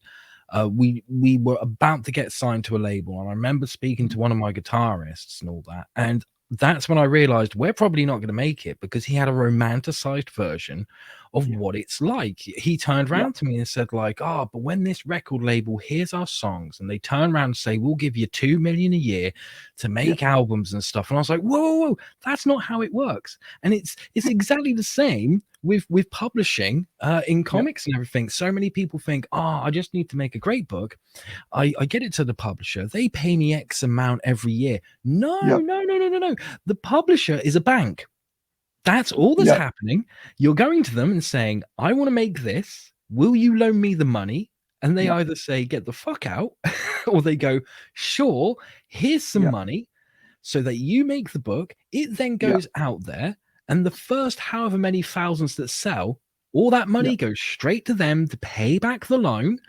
yeah. And then you get a percentage of the sales. And guess what? If you don't Right. sell enough to pay back the loan, you are in shit. Your career is over, and you will Yeah, owe them so much money until the day you'll die. In fact, you will owe them so much, your grandkids will be paying off that debt. yeah, If you don't learn business, yeah. that will fuck you over for the rest of your life and your kids' lives and your grandkids' lives. Well, Simon Schuster, not Simon Schuster, Jerry Siegel, right? And Yes.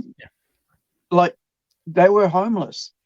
Like Yeah. they created the greatest friggin', the greatest character in the world, right? Most recognized character in the world, right? Yeah. And yet they were friggin' homeless because they didn't protect themselves. But if you can't have a romanticized version, right? That's the best terminology of the world, right? Of Yeah. the industry, because if you haven't learned from the mistakes of those who came before you, right? Yeah.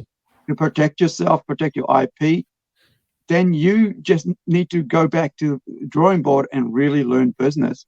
Yeah. And like, I mean, so I always have that, like, from on all my books, on all my titles, I have my name on there, right? It's mine.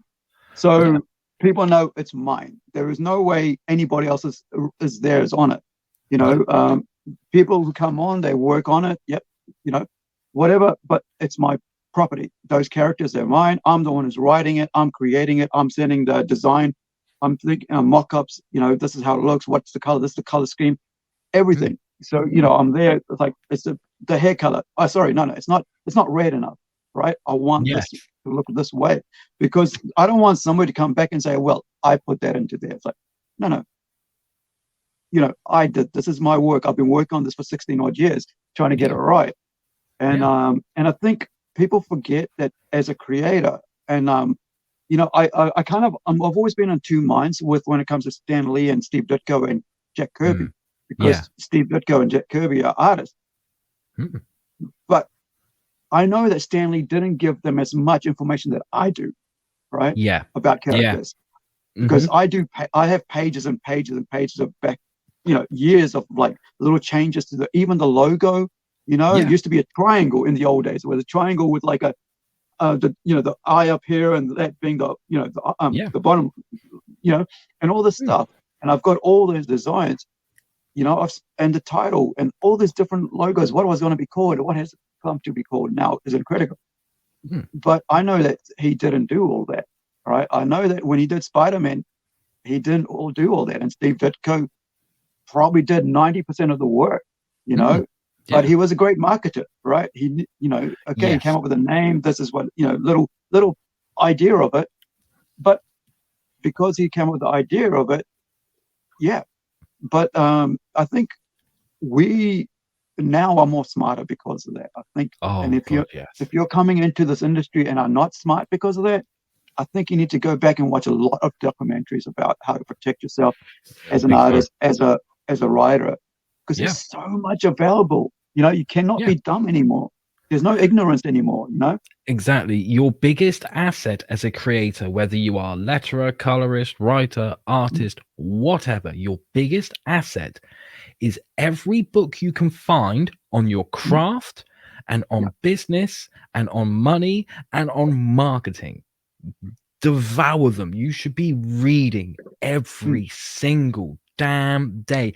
And if you don't have anything new to read, reread what you've already read, because yeah, you will discover stuff in there that you missed the first time round, and it will mm, help you so much. I like I said before, I've worked with publishers. So I know how it works. You do get the mm, occasional publisher that will come along to you and say, "Hey, I want you to help out on this project." And that is a slightly different scenario, but they can fuck you over just as badly on the money side yeah, unless you know what you're doing. And I've met people who have recently been signed to publishers. And my first mm, question is, great. When you start getting your royalties in, when you start getting that percentage, what are you going to do with the money? yeah, And they always say the same thing, "I'm gonna put it into the next book," and it's like, that's smart, but yeah, don't put all of it into the next book. You need to start learning about investing and all the yeah, different types of investing, because if shit goes wrong, you will mm, you will be there going, "I got a book published once and now I'm left with nothing." You do right, not want that to be the case. There's a terminology. We all know the terminology of post-mortem. Something's mm, happened, we dissect it after the fact and go, "Oh, if only we had mm, known," right? Well, there's also a pre-mortem. That's mm, where you sit there and go, "Okay, I'm doing a project. Now imagine yeah, that in 6 months' time, the project is out there and it's failed and it's because of me. What happened?" And list right, every possible way that it could fail because of you. That way you can set up so many safety nets that if mm, shit does go wrong, you will still come out of it all right, and you will still have a house, you'll still have yeah. clothes, you'll still have the basic, like the bare minimum that you need to survive. I think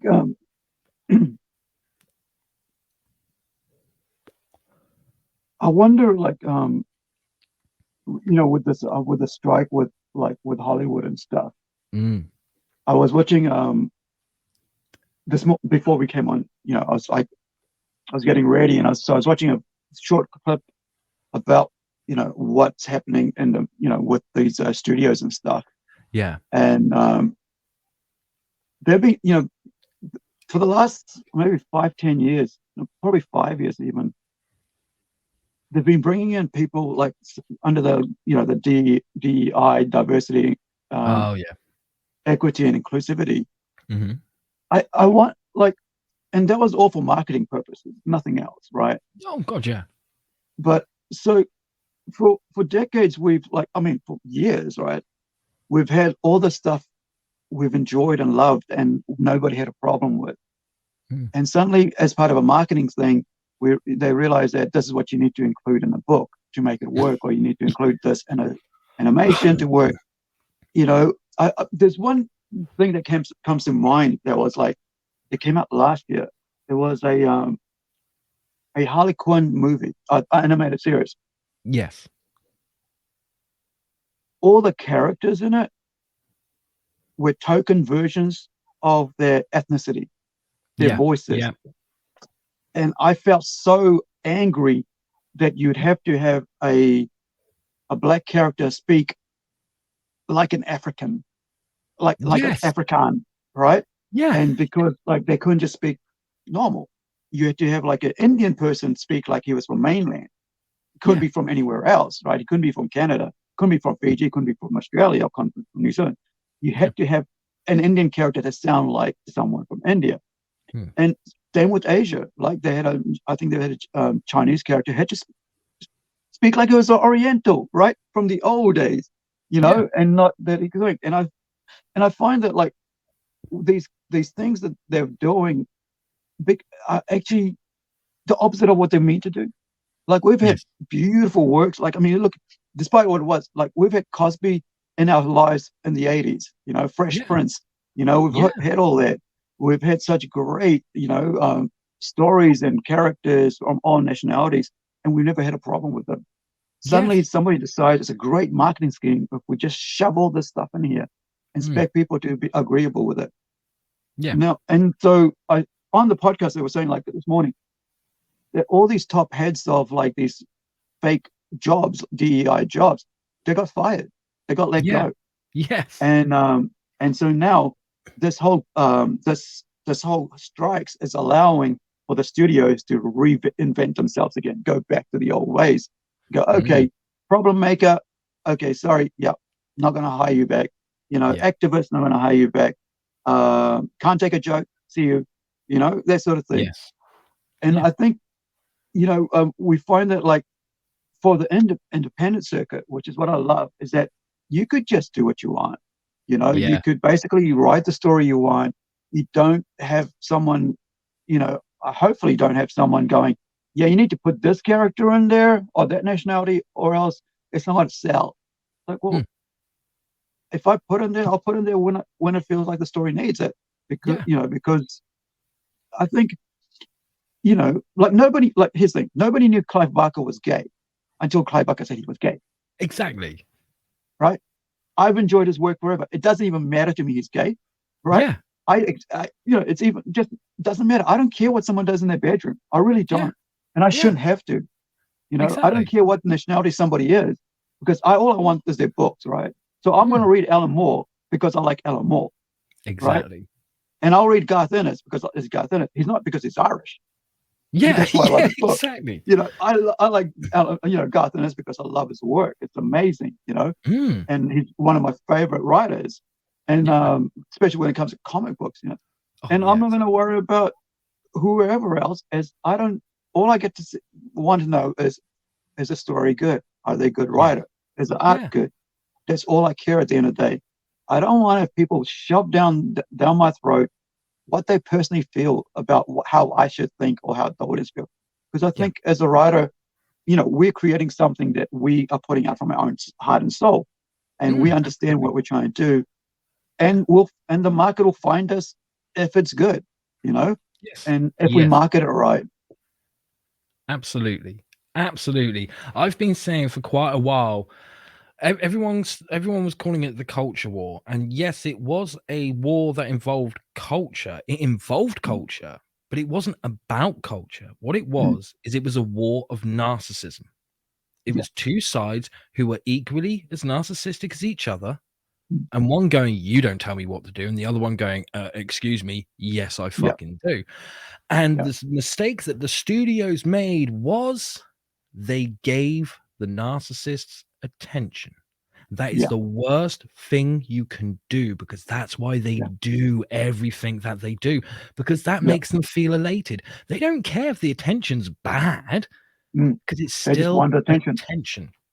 The best thing they could have done is they could have fucking ignored them, but they didn't. And now they're in the situation they're in, where I think it's Disney so far in the past year has lost 900 million minimum on its movie releases because they I mean, with this Indiana Jones, right? That'll be like 330 million US. Right? Easily. So easily. It's easy coming to $1 billion.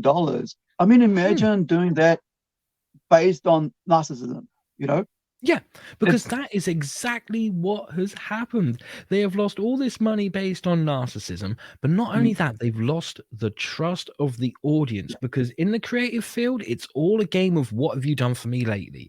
And if what you've done for me lately is you've insulted me and you've insulted the rest of the audience and said you're all bigots, you're all Hitler, you're all this, that, and the other, guess what? We're not going to forget that.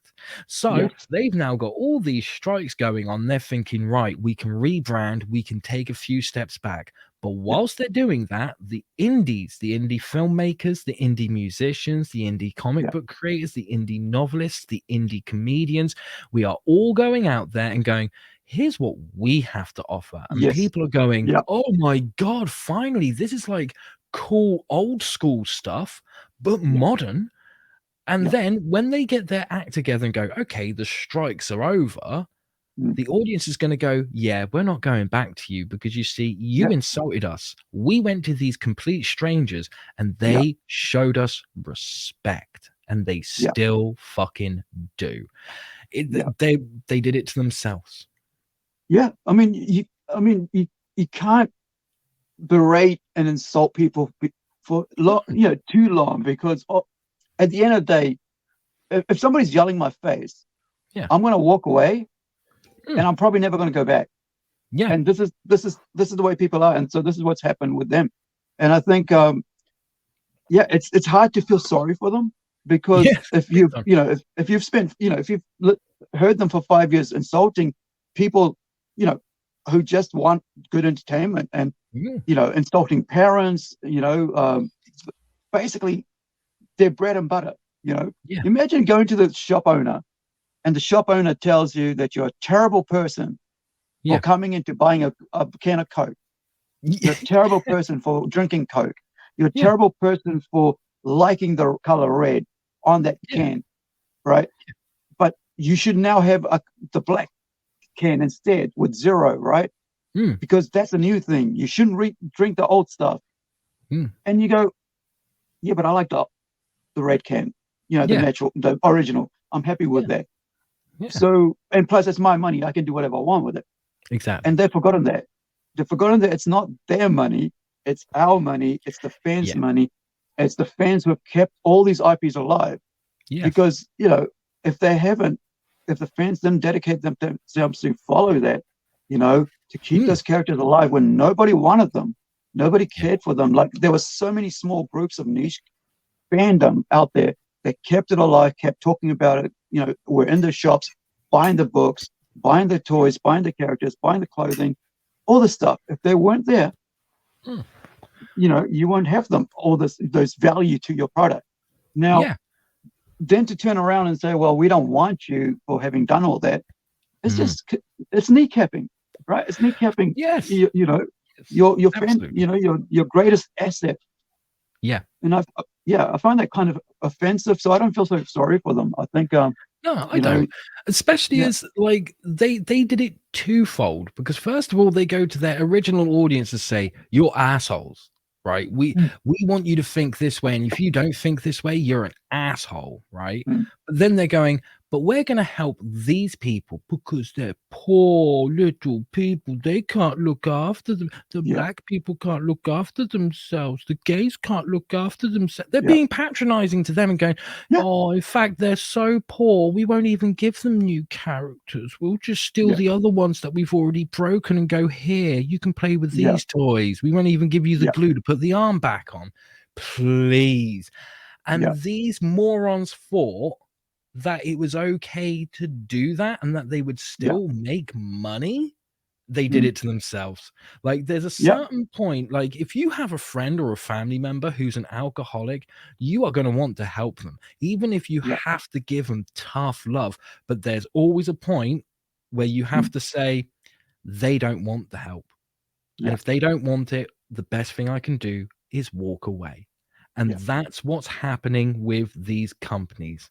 If Marvel had sorted themselves out, or DC had sorted themselves out earlier on in the game, it would have been like, okay, you made an error of judgment. You haven't lost me.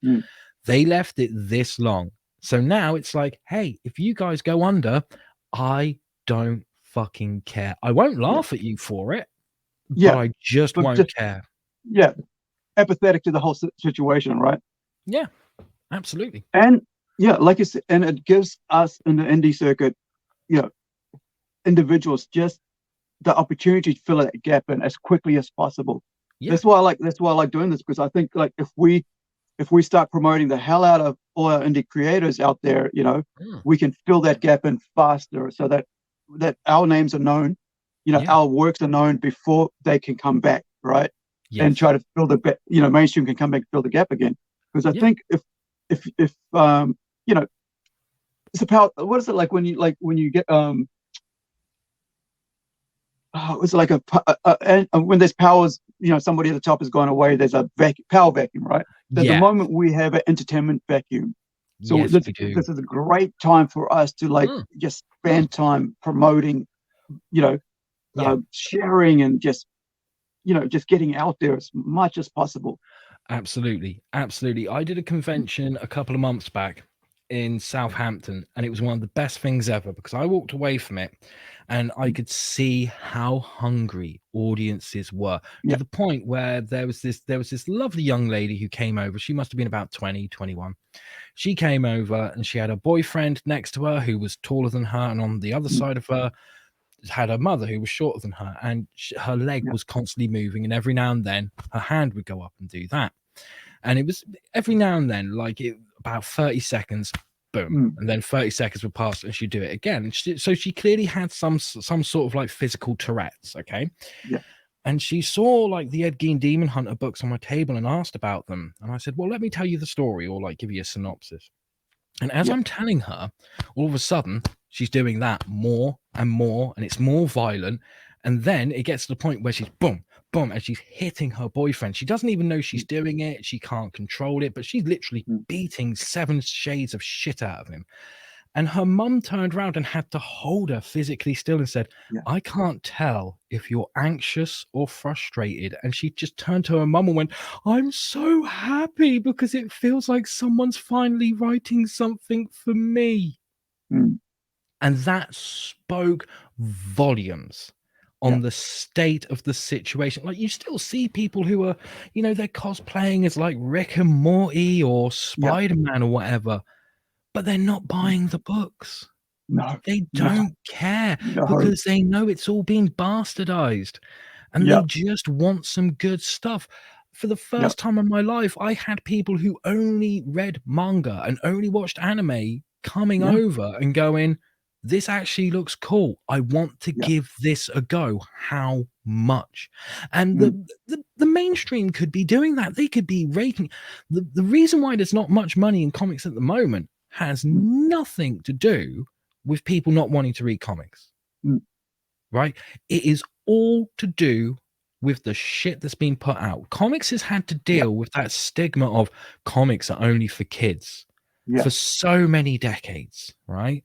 And now the stigma is comics is only full of political correctness. And no matter what anyone says, I don't even care what Neil Gaiman says. And I do like Neil Gaiman, right? But he was one out there, he was saying like, oh, political correctness, that's just another term for being nice to people. No, it's a term for brainwashing people. Don't care, Neil. That's exactly what it is. It is tyranny disguised as manners, and it needs to stop because it ruins everything. What we are experiencing is what happens when a fad becomes fatal, and that fad is politics and political correctness. Get it out. We just want to be entertained, and people are so hungry for it. They are like a dog that hasn't eaten for a week. They are frantic. They don't know where their next meal's coming from. So of course they'll consume anything that's thrown at them, but only for so long and only so much. And now they're like, you know what? I'd rather die of starvation than deal with this bullshit any longer. Yeah. I mean, like, I've been a fan of, you know, like a comic collector and reader and fan for since the 80s. Yeah. I finally had my own money around probably about 88, 89 when I was working, you know, when I was 16, 17, I was working for myself. I spent $60 a week New Zealand way back then, right? Yeah. In 88 on comics and a week. You know, that's like a third of my income after paying the rent and stuff. Yeah. And maybe more than a third actually. And all that hundreds of thousands of dollars spent on those decades, right? Since now I'm 50. So up till about 2015, I was buying comics every week. And not only that, even recently, I was still buying comics every now and then. Yeah. But then at the end of last year, I just can't do it anymore. I just can't. I just can't read these comics anymore. So I just switched and went to started buying toys. You know, and you know, I just started spending all that money on toys. Like, you know, I spent. Why am I going to buy, you know, a $10 book that abuses me and tells me I'm a bad person, and then or can I just buy a $30, you know, $30 McFarlane for New Zealand, right? $30 McFarlane figurine and enjoy playing with it and having it on my shelf, and I'm happy. The figure doesn't yell at me. Yeah, exactly. the figure doesn't try to groom me into falsely believing their ideology or propaganda. They're trying to tell me what I'm an evil person. It just sits there and looks really cool, you know. Yeah. And it's I don't need those views. You know, reality is as messy as it is already. You know, I don't want to be in my fantasy world and be abused as well. And I think, you know, that times, you know, yeah, I just can't feel bad enough for, you know, I don't feel any bad for the mainstream comics anymore. I just don't. And that's why I'm out here, you know, promoting independent comics when I could be easily talking about the next Joker, you know, or the Iron Man book or anything like that. I don't care, you know. I just don't anymore. I'm empathetic to the whole industry now. Yeah, and that is how so many people feel. And that's why I think it takes people by surprise when I go out there and I'm like, I've got a comic book. It's called Ed Gein Demon Hunter. And they're like, whoa, hold on. I know that name from somewhere. And even if they don't, you tell them about the real Ed Gein and they're like, oh my God, you've done a comic book about him? Yes, yes, I have. And that intrigues them, you know, because now they're like, I think for a lot of people, they hear the title and they think, you've made Ed Gein a hero? And it's like, no, I've not done that. He is just the lead of the story. But people are still picking it up, they're reading it, and they're getting to the end of it and going, you made me feel something for this guy. You made me cheer for him, even though you didn't shy away from the fact that he was a horrible person who did atrocious things. You didn't shy away from that, and yet I still got to the end of the book and went, I want more. This character's awesome. Yeah. That's how desperate people are that I can. That's what a horror comic's supposed to do, right? A horror story's supposed to do. I mean, that's why we watch like Nightmare on Elm Street, right? Yeah, because we don't want to see the kids live. We want to see Freddy Krueger slay them. And then we want to see one of the kids go, aha, I figured out how to beat him. Yeah. You know, it's a safe scare. And that's exactly what Ed Gein Demon Hunter is as well. I always say to people when I talk to them about it, like, you know, on the surface, it's a fun adventure horror story. Right. Underneath the surface, it's the story of an old man who's coming to terms with the fact that the mother he loved and adored all his life never loved him and was abusive towards him. It's a story about feeling comfortable in your own skin. And that makes it so much more special. There's no point in there where I go, it's a story about if you kill people, you're bad. If you've ever thought, oh, I could kill them, then you're evil. No, it's just going, look, we are human. As humans, we are complex. Here, let me show you just how complex we can be. Yeah. I think we're not black and white.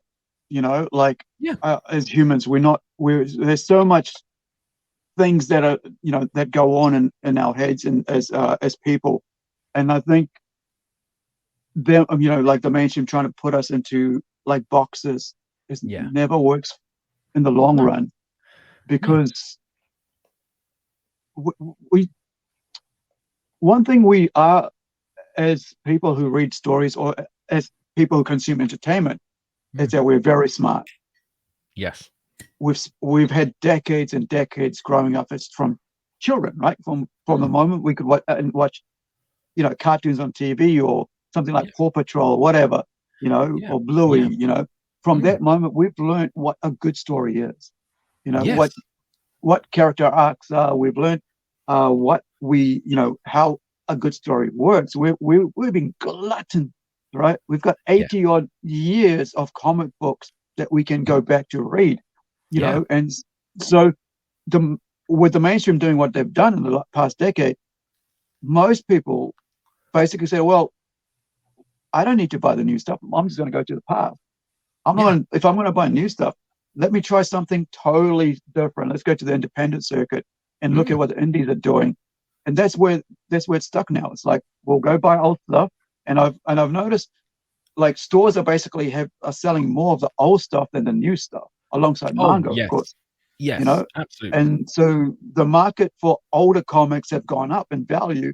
Mm, Even ones you wouldn't think was worth, more than $1 is now up to $10 or more even, because yeah. people are trying to fill in their collections rather than, and they think this is the best time to do it, rather than Yeah. buy new comics and waste money on paper that's, not the stories aren't even the value of the paper that it's on. And Yeah. I think this is a huge learning experience for the mainstream, right? Mm, And I think it allows for books like Ed Gein, right? It yeah. allows for people to get out there and do risque stuff. Like Mm, we were talking earlier about mature content, females writing under pseudonyms, males writing under pseudonyms, right? Vice versa, because they're able to get a platform like Kickstarter or Indiegogo or any other crowdfunding thing to help mm, them become retailers or publishers themselves. yeah. And so let's talk about your book, right? On the Mhm. retail side of the top, you've got your website here. It's let me just pop that up. It is luciferstorm.com. Yes. And we've got a couple books here. This is the four. Now, are these all complete here, these books, or Oh, yes, they you've are got all more? complete. It was a 4-issue miniseries, so one whole story across Mm, 4 issues. It's available in single issues, both print and digital, mm, and you can get the trade paperback version in print as well. mm, When we first started this book, we went to 3 different publishers saying, "Hey, would you like to take on this book?" And they were all mm, like, "The writing's great, the story's great, the art is great. It's about mm. Ed Gein. No, we want nothing to do with it." And Yeah, so I gave up on that. But now there are 2 publishers who are interested in the book, with a possible third in the works as well. So I have no doubt that yeah, this book will eventually hit the mainstream market. So at the moment, you mm, can only really get it through my website. So right. shipping is a bitch. I'm not Mm, gonna lie. But hopefully, by the new year, that will change and it will have worldwide distribution. It'll be a lot yeah, easier for people to get hold of. awesome. So introduce us to the characters here. We got Ed Gein, you got the dog. What is that, a Yes, dachshund? it's a bloodhound. Bloodhound. Yeah, that's Ezra. When we first meet Ezra in the book, he's actually a hellspawn who is the right hand man of Satan. Right. And but what happens in this book is this takes place 7 years after Ed Gein's death in Mm, 1984. So this takes place on his on what would have been his birthday in 1991.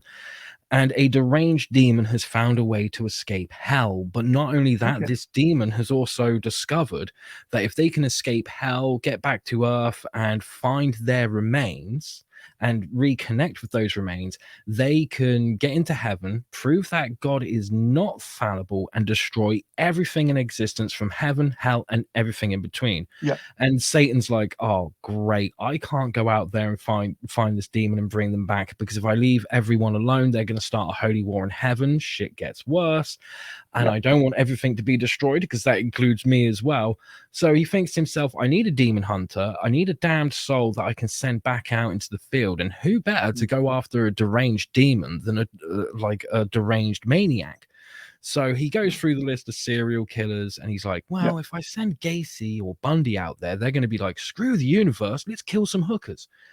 But Ed Gein showed a bit of remorse. So Mm, he asks Ed to do it, and Ed's very reluctant to do it, but eventually he agrees to. And Satan says to him, like, okay, well, to make sure that everything goes fine and so that you've got some help, I'm sending my right hand man, Ezra. But if Ezra goes in his normal form, then it's going to draw attention, and we do yeah. not want that. So he disguises him as a bloodhound. So you've got this talking dog that goes with Ed, and they go back to Plainfield, Wisconsin. And, Yeah. Ed needs to learn how to overcome his internal demons in order to capture the demon. Because, okay, this is a little bit of a spoiler, but I've found now that when I tell people about this, they're like, "Oh my god, that sells me even more on the book." When you Yeah. get to the end of issue 1, you find out that the demon is actually his mother, Augusta Gein. So that brings a whole new dynamic to it, because, and that's one of the reasons why I say it's a fun adventure horror story on the surface, but Yeah. underneath it's this more dramatic story, Mm, because like Ed was so terrified of his mother. He Yeah. loved her so much. He didn't want to like upset her Mm, or be seen as a failure in her eyes because of the abuse that she gave him. And he had such a strong Oedipal complex, and he was an mm, undiagnosed schizophrenic as well. So after his mother died, he kept hearing voices in his head that sounded mm. like his mum saying, "You need to kill that woman because she's a Yeah. harlot. She's this, that, and the Yeah. other. She's a whore," and stuff. And this is Ed coming to terms with the fact that part of the reason why he did what he did is because she abused him to a point where he snapped. That Yeah. was it. Everyone was so cruel to him because Yeah. of how she treated him, but he still carries that fear even in death. So when he Mm, finds out the demon is his mother, he's absolutely terrified and doesn't know what to do. Because part of the reason yeah. why he agreed to do it is because he's like, well, if I actually succeed, my mother will be proud of me for once, and I want to know what Mm, that feels like. And then to find out it is your mother, you yeah. know, just adds a great dynamic to the whole story. One of the things is like this is the Psycho story, right?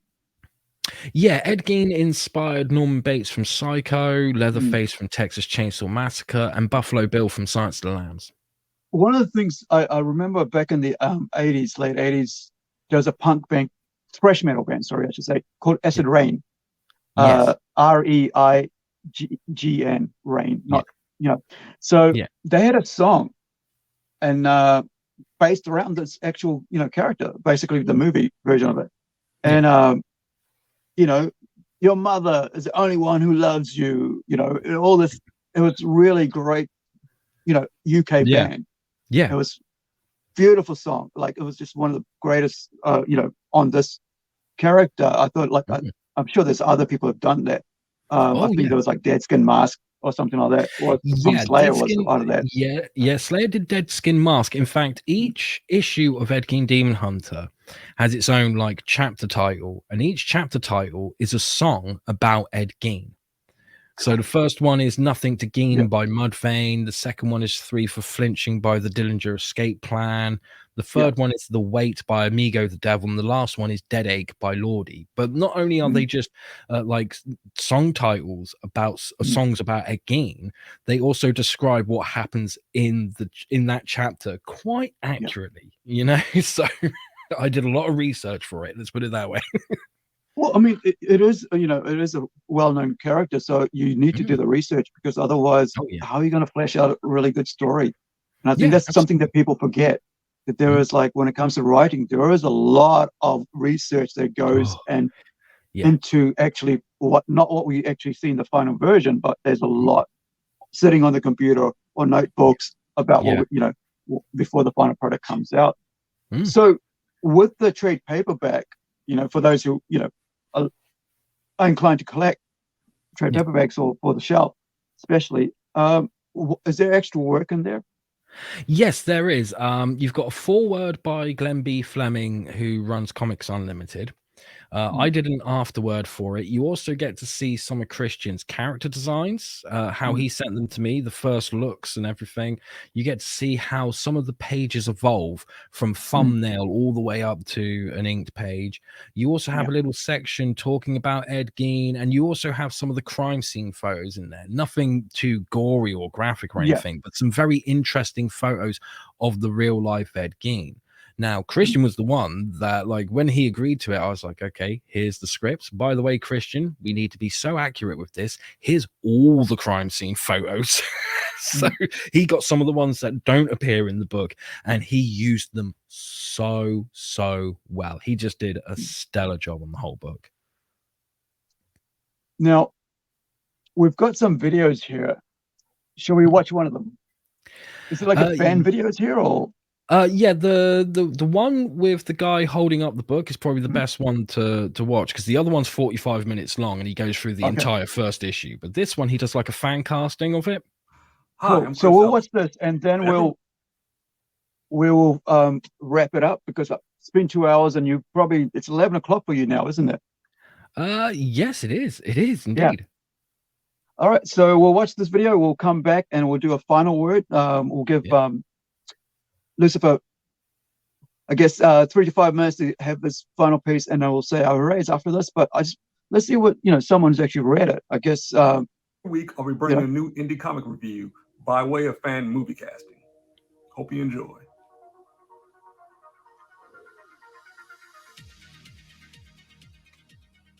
A rogue demon is on a quest to kill God while causing a bloodbath on Earth in 1991. Satan has recruited the notorious serial killer Ed Gein to track down the demon, and in return, he is promised to be reunited with his dead mother. Can Gein carry out the mission? And is all what it seems? Find out in Ed Gein, Demon Hunter. Ed Gein, Demon Hunter. Written and created by Lucifer Storm, pencil and inks, Christian Rossi, and edited by John Wakefield. This book has it all. It has gore, horror, little comedy, a little heart, a real life serial killer, and lots of monsters. I really believe the right person for this job would be Ryan Murphy, who's a phenomenal director, and he's directed a lot of stuff for the small screen, like Glee, Nip Tuck, American Crime Story, and of course, American Horror Story. So I believe he definitely has what it takes to handle material like this, especially coming off of American Horror Story, where he's done the serial killers in fictional settings before. So I think he would kill the job of Ed Gein. Now, as far as the writing aspect of it goes, I want to bring him back, and I'm also going to bring his frequent collaborator, Brad Falchuk, who they've worked on all of the previous projects together. And Falchuk himself is pretty good with doing horror and comedy. He did, writing on the Scream Queens TV show. So those guys could definitely get, feeling and vibe of this book, which is, again, it's got a lot of humor to it, believe it or not. And that was really surprising, but it works. And it also made Ed Gein relatable to a point. I know that's kind of not the best way to say it, but he's. Now, if you guys want to watch this, I'm going to let you guys watch the rest of it on the website. And of course, give the guy a like and a sub. It's such a good, it reminded me of when we were, in the old days, we were at the comic shop and we were coming up with what, who'd be a great Superman or who would be a great Batman or such and such and such and such. Yes. And it's such a cool way to actually talk about a comic book, right? Who would make a great such and such actor for that role. And it's such a cool idea behind that fan casting. I think when I saw that, when I looked at it the first time, I think a week or two ago, and I just thought, this is such a cool way to actually involve yourself in it, because you're really thinking out, and not only just the story you just read. It was like, maybe Bruce Campbell could play that character or such and such. And I think it's a great way. So give that guy a like and a subscription, man. That was really worthwhile. All right. As I said, we'll let you finish off here with the last word, and we'll come back and say our goodbyes. I don't want to hold you up too much. No problem, with man. me, with the seating, I can't handle more than 2 hours. Sorry, because of my back injuries. So we'll put you on solo, and we'll let you take it away and have your final piece to say. Cool. Well, look, if any of you guys are interested in Ed Gein Demon Hunter, even if you're kind of like, hey, I'm not sure about this, I want to check it out, but I don't know, then head on over to my website, luciferstorm.com. If you sign up to my mailing list, you will actually get a free digital version of the first issue that you can read to your heart's content. It has no digital rights management, protection, or any of that jazz on it. So you can even share it with your friends, make a few copies. I don't mind, because it's all about people reading the book. So you can find me over at luciferstorm.com. I'm going to have some new stuff coming up there. I'm going to be making a couple announcements towards the end of the year about what's coming after my next book, Lady Satan, which you can read a 12-page preview of over on my blog on my website. So you can check that out. Christian Rossi's come back for that book. And you can find me on Twitter, Facebook, and YouTube. Just look for Lucifer Storm or The Lucifer Storm. Don't accept any substitutes.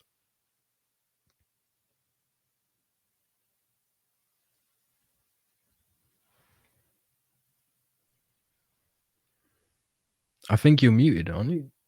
Oh yeah, I just want to take myself off there. Then. There we go. All right, so thank you guys for joining us wherever you are in the world. Really appreciate you joining us this. Well, for me, it's early morning. We started at 8 o'clock. We're now at about 10. So thank you for sticking with us for the long haul. Hopefully you'll check out luciferstorm.com. Do you have any social media pages that they can, click onto, follow?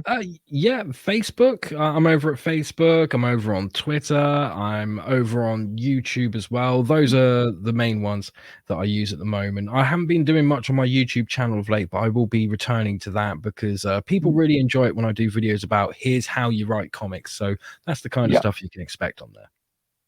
Awesome. So thank you for joining us. Please leave a like or subscribe. And if you enjoyed, please share as well.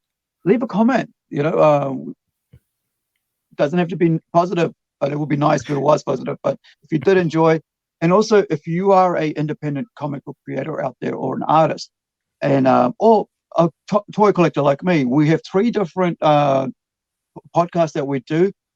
We've got PlungeCast, which is for all ages, PlungeX, which you're watching right now, with mature content, for grown-ups as such. And also we have the toys collecting and unboxing series as well, where we get like guests coming on to talk about their collections, etc. So there's a comment here. Let me just see what the last comment for today is. There we go. Thank you. And get 40. Great interview, says. Thanks, mate. Thank you, sir, ma'am, whoever you are. Appreciate it. And like I said, please like, subscribe, and we'll see you next time. Thank you to my guest, Lucifer Storm. Man, I'm going to go check out the website a bit more. I usually don't like to get involved into what's there until I've actually, talked to, had a bit more information about with the person. And this is why we do this, so they get you guys out there can get to know the creators behind the work, and becomes more personal. And please have a look on YouTube. I'm sorry, YouTube. Kickstarter for our book, Incredi-Girl. It's on there. We're about 16 days in, or I think it's 16 days left. But we'd love your support. And it's an all ages, full color superhero book. First one out of our city here in New Zealand, and hopefully you'll enjoy it. Your kids can read it, or you can read it, and there's activities in the back. It's the first book coming out of Plunge Studios. There's more stuff coming out, but first one out the gate. Thank you for joining us, and ka kite anō, wherever you are, be well, be safe.